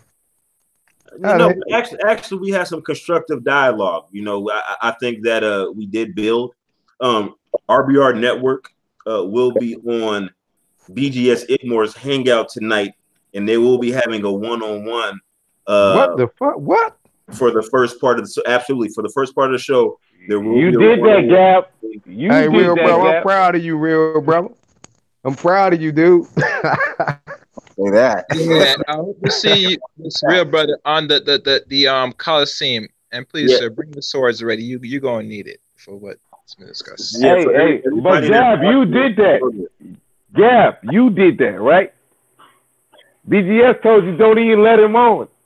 Now he's on BGS shit. BGS just now said he's gonna unblock him, and we're gonna have a one-on-one. What is that proof of? What does this shit actually mean, SuperTriz? Yeah, that's the question. Well, here it is. I think you know what I'm gonna do, SuperTriz? I'm gonna go to chat room right now and say something so you see the connect. All okay. Right. I think that there's some things that are unresolved. Obviously, we've actually been able to have an actual constructive dialogue as opposed to just talking at each other. And so now that I think that there's been some clarifications on the perspectives of both RBR Network as well as BGS IBMOR, now they're able to come to the table and actually have a conversation. And I think that now we'll have a conversation that will actually be constructive, where it won't be just screaming and yelling and people over talking each other. And I think we're at that point now that conversation can be had. I don't think that they will see eye to eye on everything, because there are some fundamental differences in ideology between BGS as well as RBR Network. But I think we'll hash it out, and then it'll be up to the viewers to decide, what side of the fence they're going to stand on. Right, sort of like a rules of engagement has been established, kind of, sort of. Yes, but again, this will be on BGS's platform, so BGS does things a little bit differently than I do it. He's going to be actually having a one-on-one as opposed to a full panel. He's going to do the one-on-one initially, and I'm sure he'll bring on panel members later on. It's just for an hour or two, though. So no, he got 8 hours, but BGS goes in for an hour. Yeah, like is there a particular topic at hand, or is this just simply an open discussion about the ideologies of the two? Who you talking about my panel or BGS panel? No, for BGS and RBR. I think that's yet to be determined as far as the specifics. But I can't hear you. I think the specifics as of yet to be determined, but I'm sure there'll be a continuation. The one that was by the wall where the TV was. I'm sure there's going to be continuation of some of the elements discussed here. Into the wall. Oh man, wait a minute. Hold on for a second. Charles, let me mute you real quick, Charles, because we're getting some feedback from you. Okay. Yeah, so I'm sure there's going to be a continuation of some of the concepts addressed here on this stream, but there are going to be some additional arguments posed by BGS. And it'd be interesting to see how it unfolds. I'll definitely be in attendance in a live chat. What time is it? What time are they doing it? I believe that 7 starts at 7, right? Whose time? BGS goes live at like, I think it's 10 o'clock Central or something like that. It's like he comes out like 10 o'clock, 10:30 Eastern Standard, which is like around 7 o'clock on his side because he's in Cali. Oh, okay, yeah. so around 10 o'clock. My time, but Gab, it's going to be 10:30 because Gab, you're in DMV, right? Yeah. So it'll probably be 10:30 your time. Okay. Yeah. Yeah, that should be pretty exciting, man. I'm just glad that the brother was going so hard in the paint. I was like, he got to be wanting to say something, Sure. So I'm interested. Shout out to Real Brother, man. Yeah. Like you said, Gab, he had something to say, but nobody will let him in. You better be ready, Real Brother. You better be ready, man, because BGS be eating dudes for lunch, dinner, and breakfast, dog. But hold on 1 second, because I have to give some pushback. My apologies, esteemed SuperTriz, but RBR made an interesting statement where he said 93% of black people are in the middle class. Bullshit. That is a lie. That's not that's a 2010 census. We can go to it right now. Okay. Obsidian says I want you to look at that census, right? I want you to look really hard. I want you to zoom all the way in, right? And I want you to zoom it back out. I want you to print the screen out, right? I want you to pull that printed piece of paper out. And then what I want you to do is I want you to flip it around to your camera, right? So you can show people the census. Oh, man, all you got to do is punch in 2010 black middle class. But see, here's the thing. After you show everybody the census, then I want you to take the paper that you printed on, and I want you to wipe your ass on it. I knew you was going to say that bullshit. I knew you was going to say that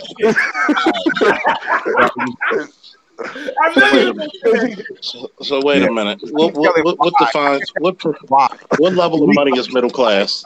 Family as 2 adults and kids. So yeah, if you're a single mother and you got 10 babies by 15 different dudes, then you're not in the middle class. But if you got the mother and the aunt and the daughter and the kids, and you got at least 2 adults making a minimum of $25,000 each, you're in the middle class. You ain't middle class money. On welfare either. That's not middle class money, man. That is. That's $25,000. It's not. That's not to you. I gotta agree with Real Brother Radio because BGS just said it. Before we get too deep in this, right? BGS just said it. 50,000. Hold on.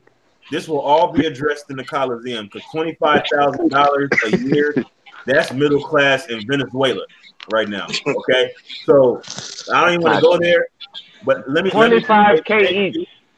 Yeah, thank you. You guys, thank you, thank you, Brother Radio, thank you, Naimah. What's gratitude for having me on, SuperTriz, man? Always a pleasure. Always a pleasure. And BGS, bon appetit. We definitely gonna do this again, fellas. But I just want to jump to Gab Talk because I wasn't sure if he had finished what he finished his thought. GabTalkMedia. Oh no, I think I did. I was going to just I was saying that the brother has done something pretty interesting to me in terms of what we were saying was, a lot of trolling. I don't change that position on trolling with him. He always asks us. He's asked us to kind of define that, and I think I try to define it as much as possible. But I'm saying, regardless to what he's saying, regardless of how he did it, he was able to do it, and it's kind of interesting. So I wonder what that means to anybody else that we consider trolling. If you just gave them an opportunity, does that change the behavior?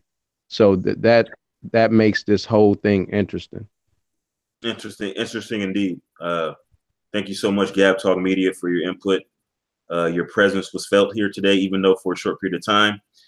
We will be looking forward to our next stream. Timing has yet to be determined, and I will be sending out invites once I decide on that. But in the interim, make sure you guys are subscribed to everybody on this panel: Cerulean Gray, C.R.U. Rayality, Gab Talk Media, BGS IBMOR, RBR Network, AM1, as well as Edward Anderson. If you guys have not subscribed to those channels, make sure you do so. Support these brothers on their endeavors. We'll be looking forward to seeing you all tonight, 7:30 Pacific Standard Time, BGS IBMOR channel, RBR Network. In the Coliseum. BGS Are you not entertained? Hey, SuperTriz, don't duck me, man. I'm trying to get you on, bro. Man, listen, man. I don't duck fades. No, I won't be a fade at all, man. Okay. I want the people to see you, man. I'm impressed with what you're doing, bro. You got an interesting channel, man, and the way that you conduct your discussions, the way you lead into them, and all that, bro. You nice force to be reckoned with. So I just, if anything, I just want the people to see you, man. Listen, you just let me know when you're ready. Yes, sir. Yes, sir. Listen, I'm free this weekend, Monday, Tuesday. I still have some availability as well. I'll send you something in a little bit. Wednesday on, I'm busy, so try to catch me before Wednesday. Indeed, I will. All right. That's a promise. Appreciate it. Gab Talk Media people, make sure you check out his channel. Again, thank you everybody for joining me. RBR Network again. We'll see you later on tonight. Peace out to the chat. Let me say, Dr. Ford, Blessed One, Rich Dastardly, So Alchemy, King Wage, Unreasonable Man, Mr. Blessed One. Let's see who was in there. Naimah Buckner, of course, Nicole Ali. Let's see who else. S. Kirky, what's going on with you? Oh, Splash Head Above Water. I'm gonna have to reach out to Splash because he's in Thailand, so his timing is totally different. So it's hard to get him on the panel with BGS because of his timing, and I think the BGS streams at hours where he may, I don't know if he's at work or he may be laid up or something. I don't want to get into business, but definitely if I can get him on there, it'd be great to get his perspective being a black man in Thailand. All right, can you hear me? This is what I do better since you're on here and I'm on here. If you want to find the channel, it's titled Chaos Reign. Do you want me to spell it? Chaos. Actually, what I want you to do is type it in the chat so that way they can you can get your link for your channel. Basically, right now I'm on I'm not on the computer. I'm on my phone right now. That's why. Okay, let me see here. Chaos. Are you on YouTube right now? Huh? Are you on YouTube right now? Yeah. All right, so type this Chaos Reign. Okay, Chaos Reigns. AOSREING. You'll notice because you see this wonderful symbol here. There's a whole lot of Chaos Reigns stuff in here. Oh, let me see. Oh, okay, I got your let me see here. Is this like look like a fox or something like that, or what is this? Oh, no. You see the one that I'm talking to you with? This avatar. Oh, okay. There's another Chaos Reigns on YouTube. Yeah, I know there's a lot. I did not notice that. Is it one or two words? It's separate, like Chaos then Reign. Yeah, because I typed. Matter of fact, let me filter by channel. Let me do that because I'm getting a lot of hits on Chaos Reigns. Okay, damn, it's a lot of Chaos Reigns, man. How can everybody have the same name? This is something new to me. I did not know more than one people, but this is what I started off with. Man, it's like, damn, how many Chaos Reigns is it? I'm not going to be changing my name just to be separate. This is what I go by. This is what I'm going to stick with. It's the exact same symbol as that you got right now? Yeah. If when you type it, take out the S, see what you pop up. Okay, let me do that.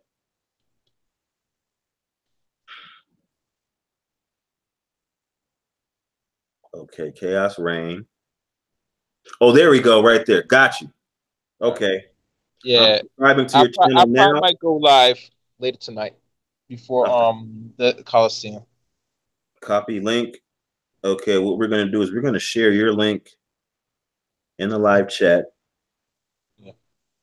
And we're gonna use the word support because YouTube algorithms will adversely affect your subscribership if you actually use the word subscribe in live chat. You have to use the word support. Okay. So I hope I was enlightening tonight. I didn't really say much because I had to go in and out with numerous subjects. And like me, on my channel, I will try to mix up. I try to keep it as one. I don't want too much nonsense on my page, most likely. So once this channel so-called grows, I might have to start modding. I might. I don't know. I have to see where this goes. But right now, I'm a content creator now. So, you know, what y'all expect, what y'all see is what you get. You know? But I'm going to keep it interesting, you know what I'm saying? And informative, you know. And I hope that people will have some dialogue to share information I present. Well, I definitely appreciate your presence here. Your presence was definitely felt. People who are following along in the live chat, those of you remaining here, I just posted Chaos Reign's link in the live chat. Please support him. We want to get hits. I mean, there's 21 people in the live chat right now. If we can get at least 15 subscribers, that would be greatly appreciated. Can we shoot for 15 people, please? And one thing, this man's channel. When you do, there were some videos I done. So leave a short comment, and I'll probably will subscribe to your channel. There you go. There you go. So that's what we call networking. So you scratch his back, he'll scratch yours. So go over to his channel. Make sure you hit the subscribe button, notification bell, so you catch him live. He has some videos already available for you to peruse at your leisure. Check out these videos. Leave short comments, thumbs up. That would be greatly appreciated on the videos too. That's helpful for the YouTube algorithm. And let's help him build a subscriber base and a support system. Again, thank you everybody for S. Kirky has just subbed. Rich Dastardly has just subbed. Just like that. That's what I'm talking about. I appreciate it. I really appreciate it. Thank you again, Chaos. Thank you again, SuperTriz. Thank you again for your time. Absolutely. We will reconvene again later. Look for those of you who are gamers. Probably later on this weekend, myself and C.R.U. Rayality will be doing another Alienation stream sometime later this weekend, or maybe even Monday. We'll see how that works out. Are you a gamer? I don't want to call myself a gamer, but I do gaming streams on occasion. If you look at my actual channel, you'll see a couple gaming streams up. So you know the Angry Man playing Red Dead Redemption is getting a lot of views. I'm Angry Man and Cerulean Great and C.R.U. Reality all play Red Dead Redemption. I don't have that game. I may get it at some point, but right now I'm kind of sticking with Alienation for right now. I really enjoy that. But at any rate, thanks again, everybody, for joining me. Until next time, and we're out.